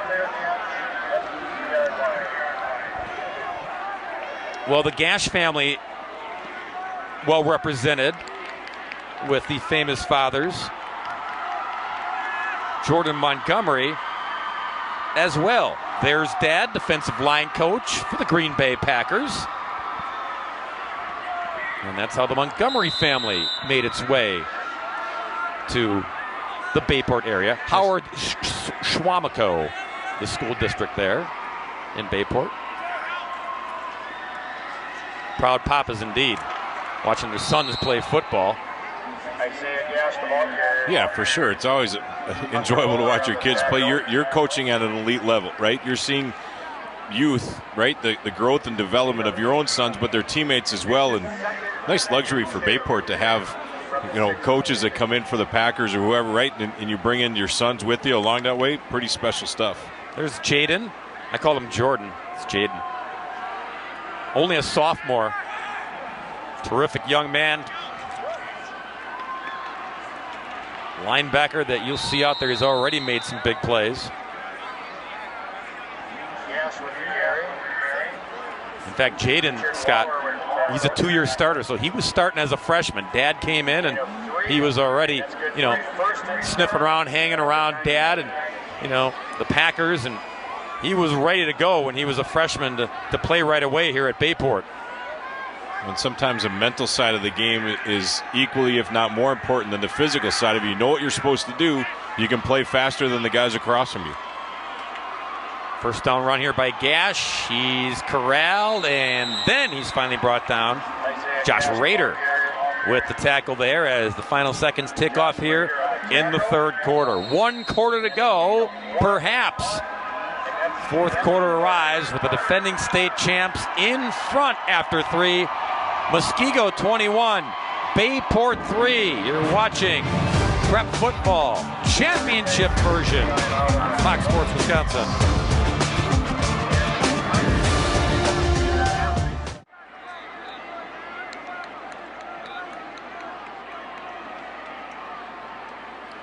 Muskego Warriors trying to close out their 2019 campaign just like they closed out the 2018 campaign. They were dressed in black. The men in black were on the attack. Does look familiar? Yep. Found a gap. Alex Current taken to the house against Kimberly in 2018. Muskego defense rose to the occasion as well. Some of the same earmarks that we're seeing tonight. And the Warriors, Ben Krause, hoisted the gold trophy. First time as state champs. They were runners-up in their only other visit to state back in 1994. They're trying to make it back-to-back titles, leading 21-3 here as we start the fourth quarter. Gash, a nice run to start the quarter, out to the 31-yard line. That was the calling card for everybody else in the state to say that Muskego has officially arrived to be a player, not just last year, but going forward. Yeah, a couple years ago, Sun Prairie beat them in the semifinals. Last year, they get through and they end up beating Kimberly. They're undefeated last year, undefeated this year coming into the game. Obviously riding a wave of some pretty talented young men out in the field. Boy, Thomas got wiped out. Got the pitch off in time to Plum. And all that, it's a loss of 1 yard back to the 30-yard line. Yeah, that Sun Prairie game, Scott, is the last time Muskego lost a football game, 2017. And that came down to the very last play as well. So they've been in some big-time games. They play a big-time schedule. Again, they got some players that in high school you got to ride the wave when you can because it doesn't happen each and every year. So when you try to ride that wave, you try to school up these young men, right, to be good leaders, to be good people, to be good students, and to get after things, but enjoy playing football at the high school level. Right now they've got things rolling for the Warriors. So Anthony Tomczak, junior linebacker, get up slowly, but stays in there. 3rd and 9 for Bayport. That's the Brookfield East numbers. Should be Bayport. Somebody forgot to hit autocorrect. Downfield, catch is made. There's a big chunk play. Logan Geisler, who's a defensive back, but they use him in the receiving core there to pick up big yards to the 28. Well, they started off the drive with Gash getting about 11 or 12 on first down. They need some big plays like that now if they want to get back into this thing. Down 21-3. There was a number of years ago where Kimberly came back and beat Arrowhead. They were down 42-21. They beat them 49-42 in regulation. Is it possible? Absolutely, but you got to get some big things quickly. Trying to get it right here to the end. Complete. Thomas, the quarterback, he's waving the hand, asking for a flag, but Plum, well, it was a Sam Plum sandwich there. Yeah, I don't think there was interference. I think they were in position to prevent him from getting to the football. If you want to try and sell it, then you got to go for it. You got to sell. You can try and work through those defensive backs. He just continued to run. The ball dropped just a little bit away from him, but hey, try and sell it. Never know what you're going to get from the official. You saw Thomas. He broke the huddle. He was still looking at the board for a replay. Sorry, Andrew. He's got the carry here. And you saw 53, Brian Radish. He had him by the ankle and was not going to let go. We've seen it a couple times from him today, going low, preventing the running back to continue moving. In this case, the quarterback.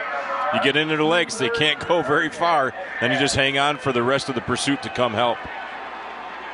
You go through our chat with head coach Ken Krause of Muskego and his guys on defense. It's like the same label. Program player, weight room guy.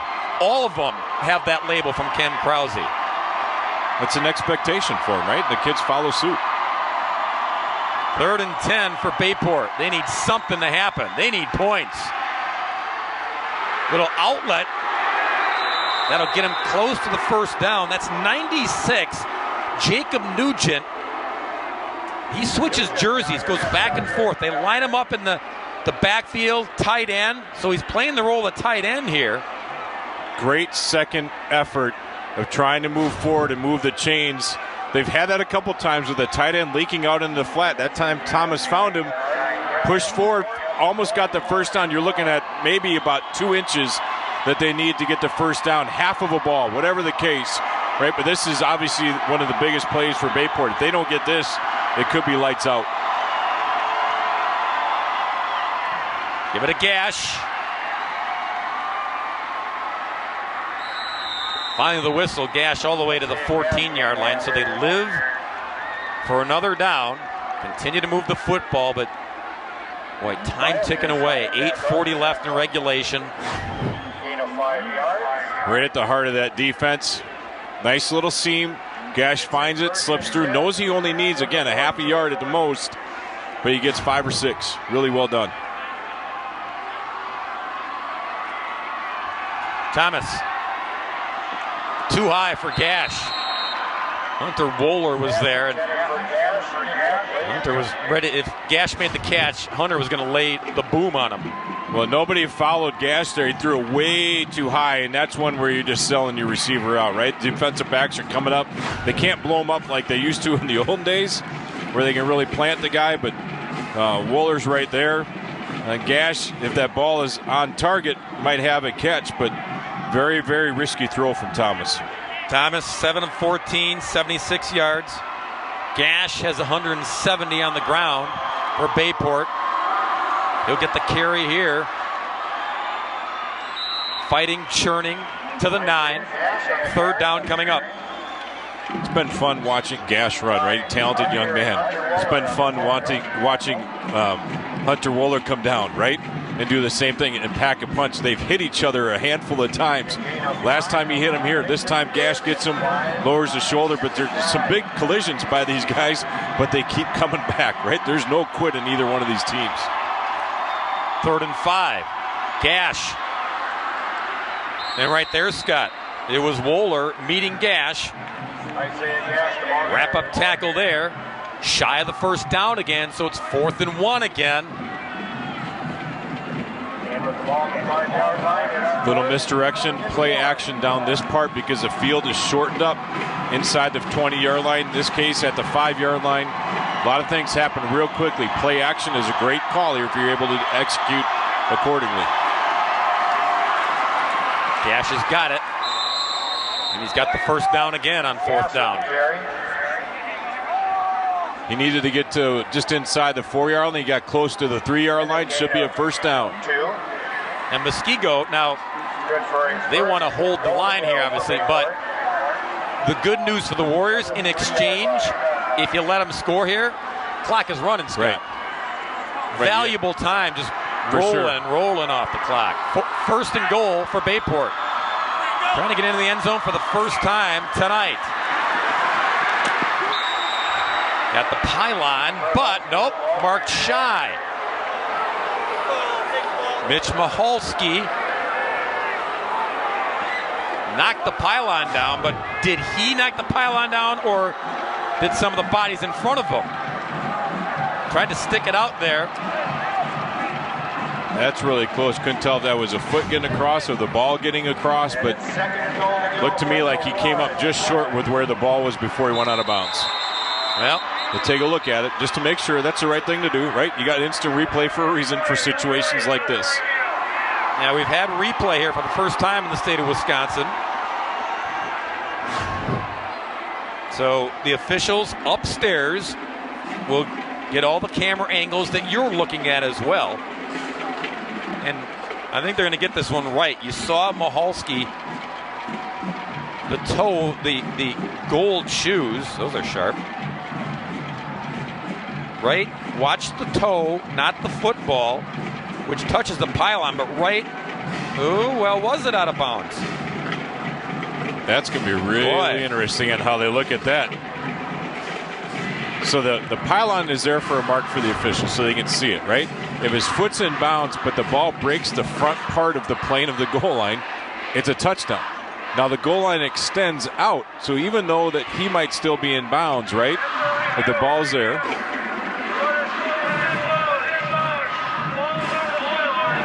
There you go. Yep. So his foot stayed in bounds. He extended the ball out there. Even though it didn't cross within the field of play, the goal line extends out past the end or past the out of bounds line. If you're in bounds, you put it past it, it's a touchdown. Nice job by the officials up top to see that. They got the play call or the play right. It results in a touchdown for Bayport. Now here's a critical extra point, right? It ended up being 21-10. You're certainly in the mix with 7 minutes left in this ball game. Work to be done, but you've answered the call when you needed to. Austin Heim with Thomas to hold. 21-10. That drive, Scott, 16 plays, 92 yards, but it chewed up 6 minutes and 10 seconds. Is there enough time left for the Bayport Pirates, who trail 21-10?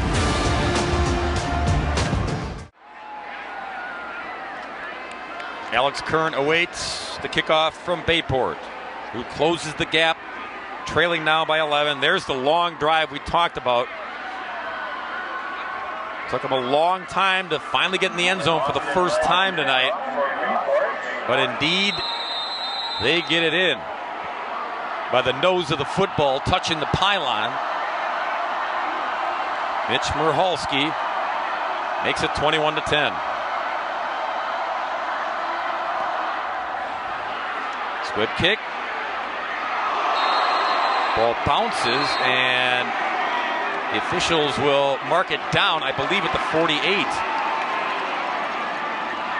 If you're going onside there, it didn't come close to even going 10 yards, Scott. Yeah, that's tough when you're coming from that side of the ball to try and kick across your body. Trying to make a play. I'm not sure that with that touching, if there would be an illegal touching with that play before it came over for the 10 yards, but he got blown up by one of the Muskego defenders in return. Spot where it went out of bounds. First down. Yeah, the illegal touch there. As soon as Bayport touched it before it went 10, plays over dead Muskego football. So they'll happily take it right here at the Bayport 48. Bayport lining up with 10 guys inside about 6-7 yards of that football, one safety deep, expecting run after run, trying to wind that clock. They're going to bring a lot of bodies up there.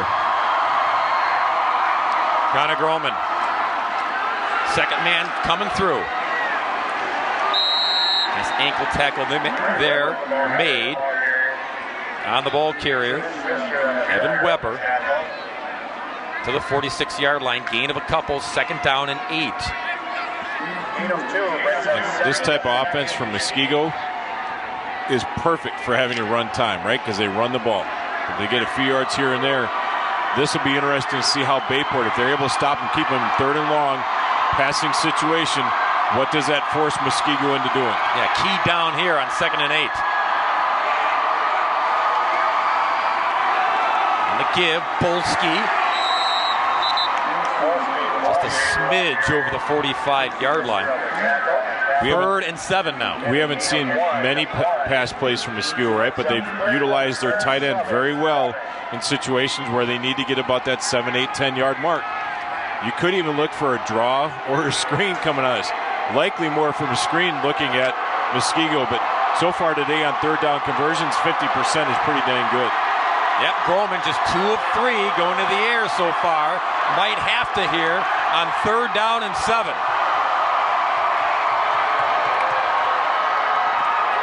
Nope, Curran's got it. And Curran gets it. Runs right into Ben Storby. 4th down, Muskego's got a punt. I tell you, you find players that step up in big situations. Storby comes off the edge, takes on a block. My job is to be on the outside edge, contain. I fight across the block. Running back has to turn back in. He's in trouble because pursuit's coming, and he packs a punch. Really good job of holding the edge. Shane Dunning to boot it. Logan Geisler is deep, standing at the 10-yard line.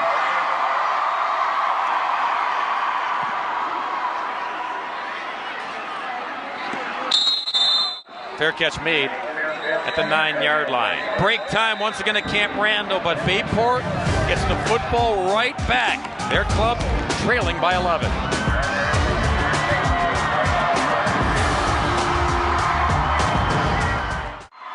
Bayport defense takes care of business, gets the offense back out there. Coach Al, get your crayons out. Right there. Watch these 2 guys.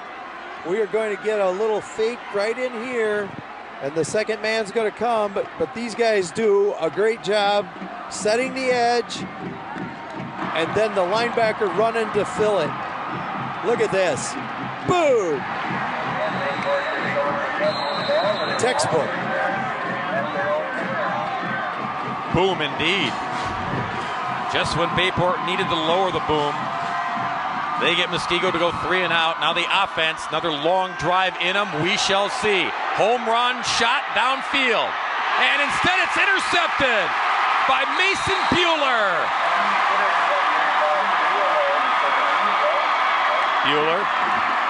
Bueller. Yeah, pick for Bueller.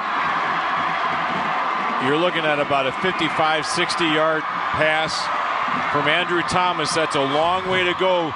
Sometimes you need to just plant your foot and launch it earlier. Let your receiver run, because he had 2 or 3 yards on him. The ball drops short.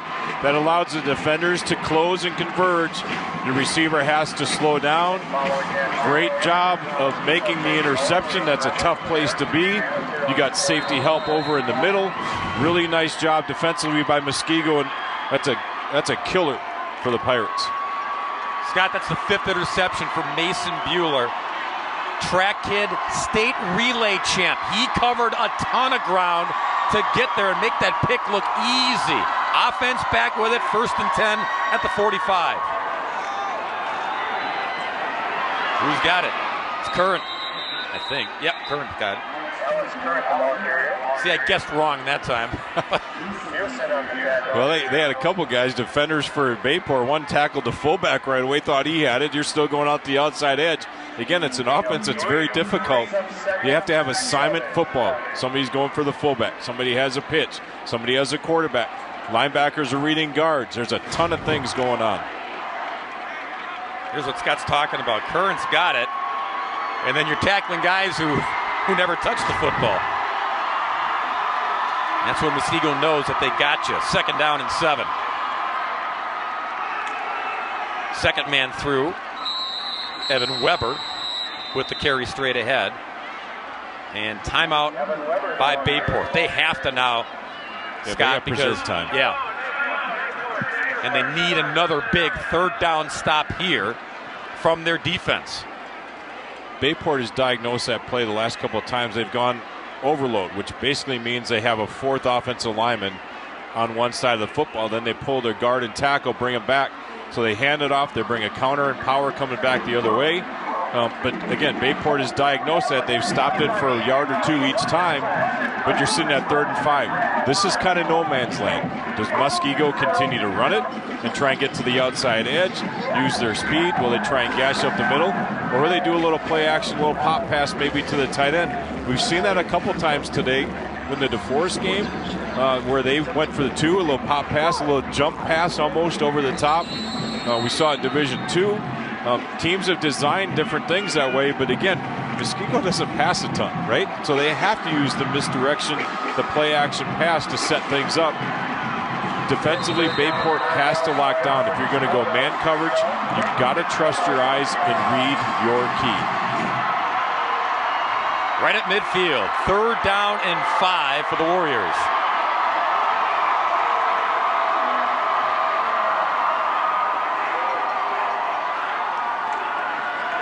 They'll hand it off. Bolski won't get it. And timeout, Bayport. Defense does its job, forces a 4th down. Gary Westerman. We talked about Muskego, their winning streak. How about this from Bayport? They have now won 4 straight conference titles. In their conference, they have 36 consecutive wins in the Fox River Classic.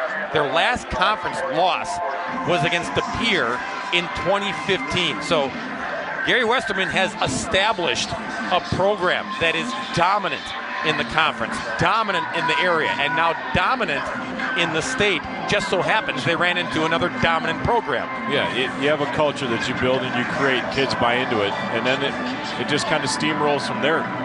Effort in the weight room, multi-sport athletes, whatever it takes to build that. But once you have it rolling, then it's fun playing football. You win a lot of football games, and kids enjoy doing that, obviously. And it's fun for fans, fun for parents, and great for your school.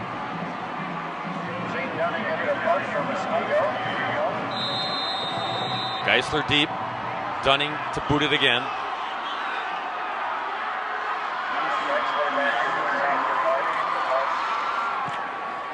Quick kicks it. And a roll in favor of Bayport out at the 25-yard line. Wisconsin Sports Network, Travis Wilson and his crew, they always do a great job. They have individual awards that they hand out named after great Wisconsin football players from the past. You see Tenner, Nowakowski, John Anderson Award from Marquette. We saw Ben Barton with Stratford. Johnny Davis, outstanding quarterback at La Crosse Central. DK got the Al Toon Award. He's coming to Wisconsin. Played at Waukesha North this past season. I like those awards for one reason, Scott. It gives all the young people a chance to Google all those. Yeah, who those old guys are. Yeah, who those old guys. Who's this crazy legs person? Now there's got to be a little sense of urgency, right? At 4 minutes left in this game, Bayport's got to go hurry up. Sometimes this plays advantage into what you're trying to run offensively, but defensively, let's just turn it up. This is what we're going to do. Be consistent. Just man up and go. Play action Thomas. Downfield. Intended for Geisler, incomplete. But Bueller was lurking again there, making sure no one got behind him. You're trying to run a very similar play action up over the top, right? Looking at the receiver where it was picked off last time. This time you drag your receiver deep, coming across. His mark is more or less the numbers across the field, about 25 yards downfield. He was open, even though there was a defender lurking, but the ball was just overshot. 3rd and 5 for Bayport.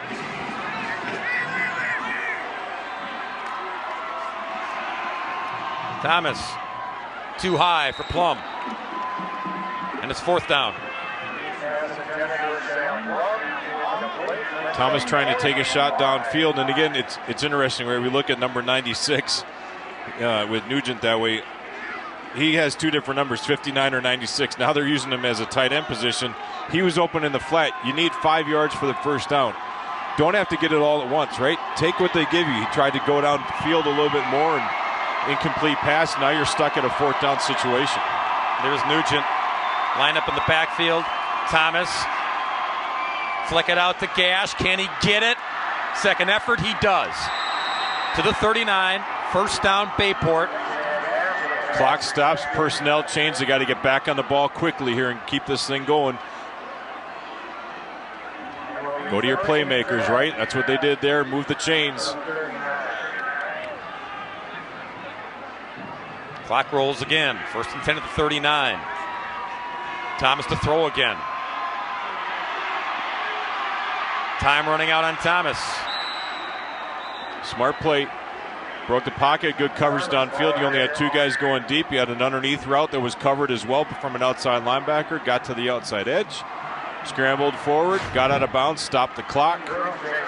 Nice job defensively, too, by Muskego, making sure that they cover the guys they need to cover. Hold some angles. Flush them out. 2nd and 5.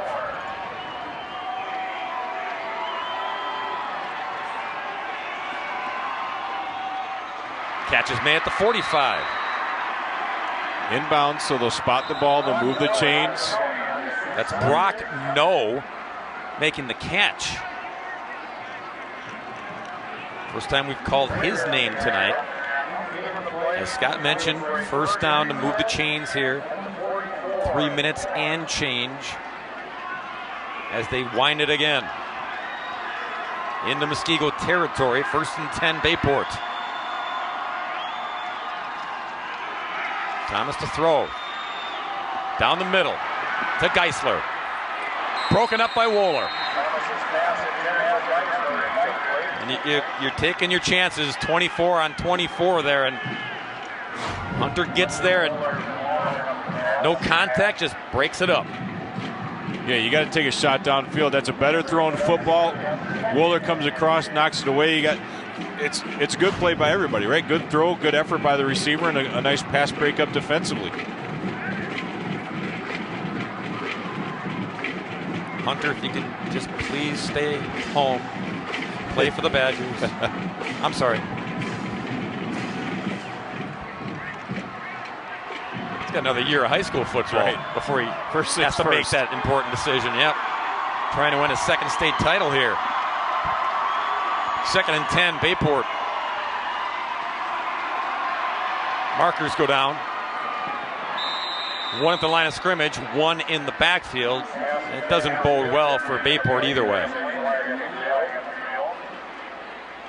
Let's see what we get from the officials here. If we had offsides, if we had a false start, if we had a hold, dealer's choice. At the snap, illegal formation, offense, 5 men in the backfield, 5-yard penalty, 2nd out. That's too many, Scott. Yep. Got it. Only have 4. Got to have at least 7 on the line of scrimmage. So the Pirates fighting and clawing here. Even a field goal, if you can get close enough for Austin Heim, if you run out of chances, try the field goal, get the 3. Now you go back to the onside kick to try to live to get that touchdown. But they're a long way from that opportunity. 49-yard line. Thomas flushed. Throws. Catch is made at the 41. Cole Weber there. The other tight end. With the clock winding, right? They only got 1 timeout left. By the time they get this off, you could probably be close to 2 minutes, 20 seconds. They got to get going here, right? A little sense of urgency. Get on the ball. Got to go. Bat, and it's 3rd and 8.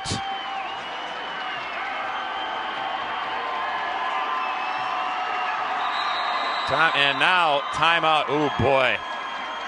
So you burn your final timeout. Don't get the playoff. But Gary Westerman didn't want to take any chances on an important down. I think he saw the formation, the way they were lining up, saw the defense that was coming out, and that's like a basketball coach, right? You just took a timeout. Guys aren't doing what you need them to do defensively. You look at the official, shrug your shoulders, call it another timeout. Guys, we got to get lined up right. We got to take care of business, but we got to be all on the same page here. With 2:13 left in this game, we can't let another penalty set us backwards. We got to move the chains. This drive so far, Scott, 8 plays to get just 33 yards, and they've chewed up almost 2 minutes doing it. Yeah, a lot of work that's gone into this, right? And they haven't moved very far. That's the frustrating piece. But at least from Bayport's point of view, right? From Muskego, hey, we're doing all that we can on this drive to keep them pinned within the 40-yard line, and so far so good on their end. Thomas back to work here. Shotgun on 3rd down and 8.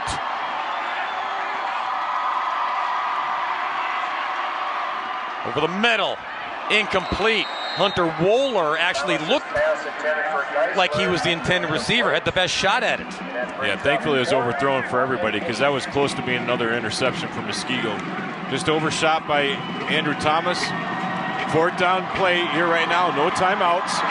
If they don't get this, that's your ball game, right? No timeouts, can't stop the clock. 40 seconds each time they down the ball on Muskego's end, and they can put another one back in the books. 4 of 8 on 4th down tonight.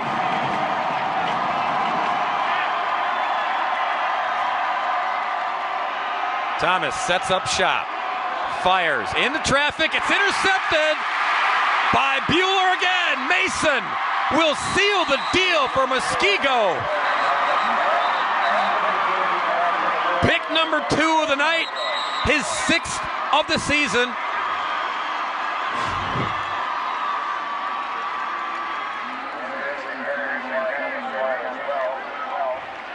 Too easy.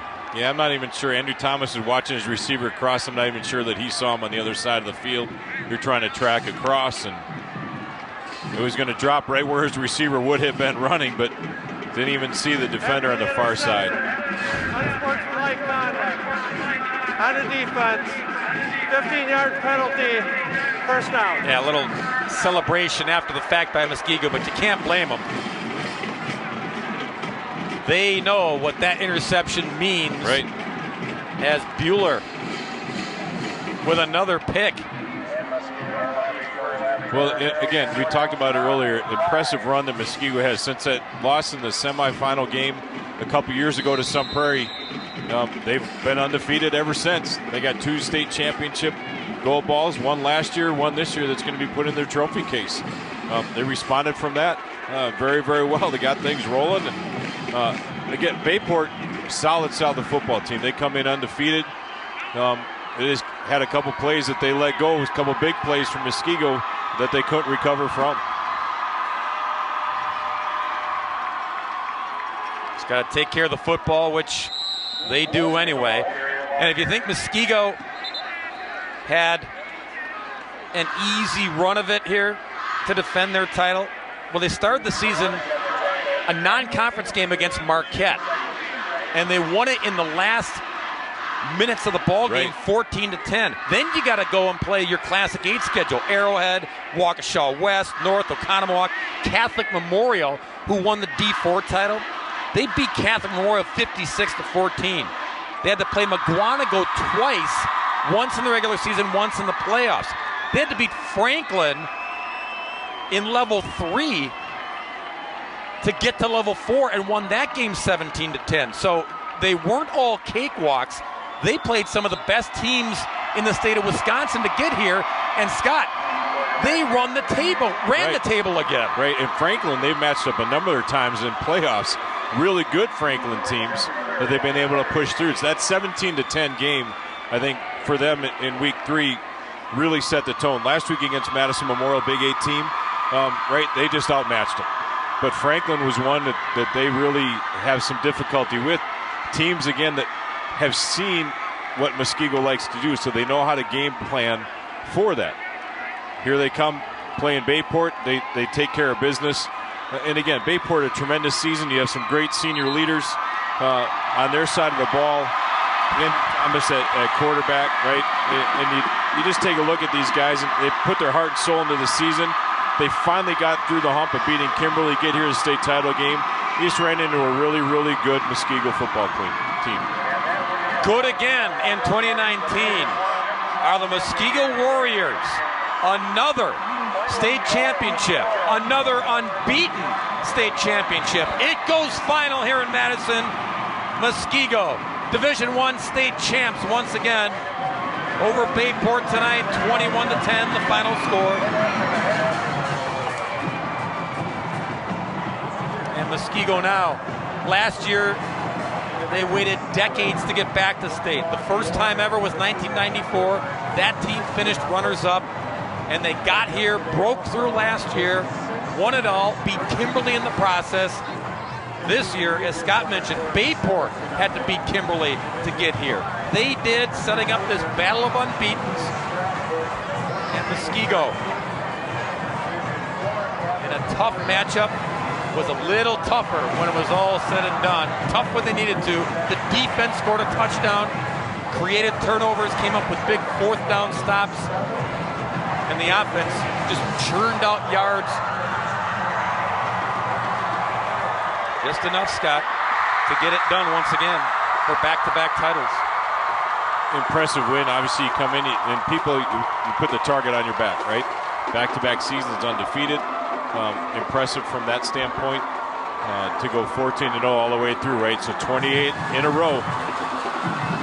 Really like to watch both these teams go at it. It was a fun ball game. Here's our play of the game, brought to you by Rural Mutual. Premiums paid here, stay here to keep Wisconsin strong. This is it, Scott. Alex Curran, little cutback, zigzag. This is what he's been doing. And it helps set them up for a critical touchdown. That was impressive, but number 18 is special player. Yeah, he is in this offense, all-state player, right? And rightfully so. Special player and a fun young man to watch, right? Quick, explosive, good vision, and a leader on this team. And both squads have some strong leadership. You need that to be able to get to the state title game. Guys to rally, keep people motivated, and stay hungry, right? And by the way, bad news, Classic 8 and rest of the state. Alex Kurt, he's a junior. Josh Bolsky in the backfield, he's a junior. So he'll be back in the backfield for Muskego in 2020. As the handshake lines, they wind down. We'll hand out the hardware shortly. It's fun to watch that celebration, right? Cameras, lights, parents excited, classmates excited, all the way through. We had three really, really good games today. Down to the field, Piper Shaw's got somebody who won today. All right, I've got Hunter Wooler here. Hunter, you had 11 tackles tonight. You showed why you were named the Defensive Player of the Year. What just got you going here? It's the team. The team and our coach, they give me so much energy. They give me so much life. That's what it comes down to. This man right here, this is the heart and soul of our defense. He brings the energy, and it just goes from there. You guys haven't lost a game since when you played Sun Prairie in playoffs in 2017. What does this say about this Muskego program? We have fight. We don't give up. We don't quit on anybody. We have heart. We love each other so much. That's what it is. It's just all about us. I play for each and every one of us. It's just insane to be on this field. I'm so happy that we accomplished this goal. Actually, it was our mission. I'm speechless. Brian, you a little speechless here? Yeah. How you feel? I feel great. I thought, when I got the fumble, I thought the ball was dead, and all of a sudden I look behind me, I see my teammates, I'm like, oh yes, let's go. Oh, it was ecstatic. You live for those moments, don't you? Yes, ma'am. All right, guys, thank you so much. Congratulations. Thank you. All right, guys, up to you. Thank you, ma'am, Piper. Well, Brian Gruen went from speechless to ecstasy. That sums it up. Warriors over the Pirates, 21-10.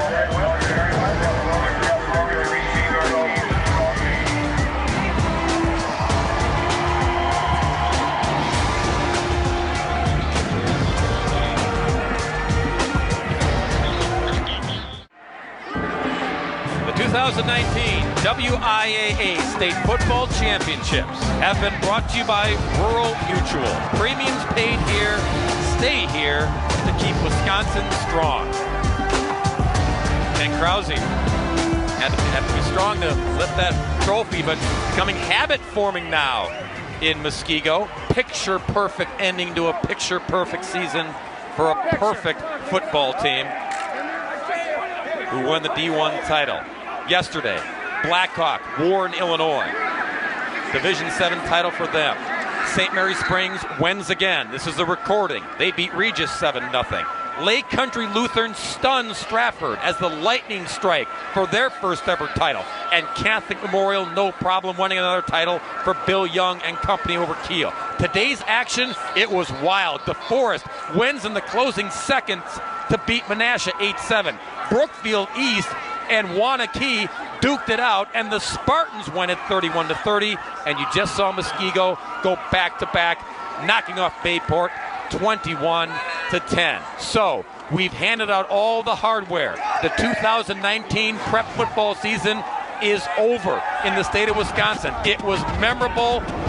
It was fantastic finishes galore today, with DeForest pulling one out, Brookfield East pulling one out, and Muskego pulling it out once again.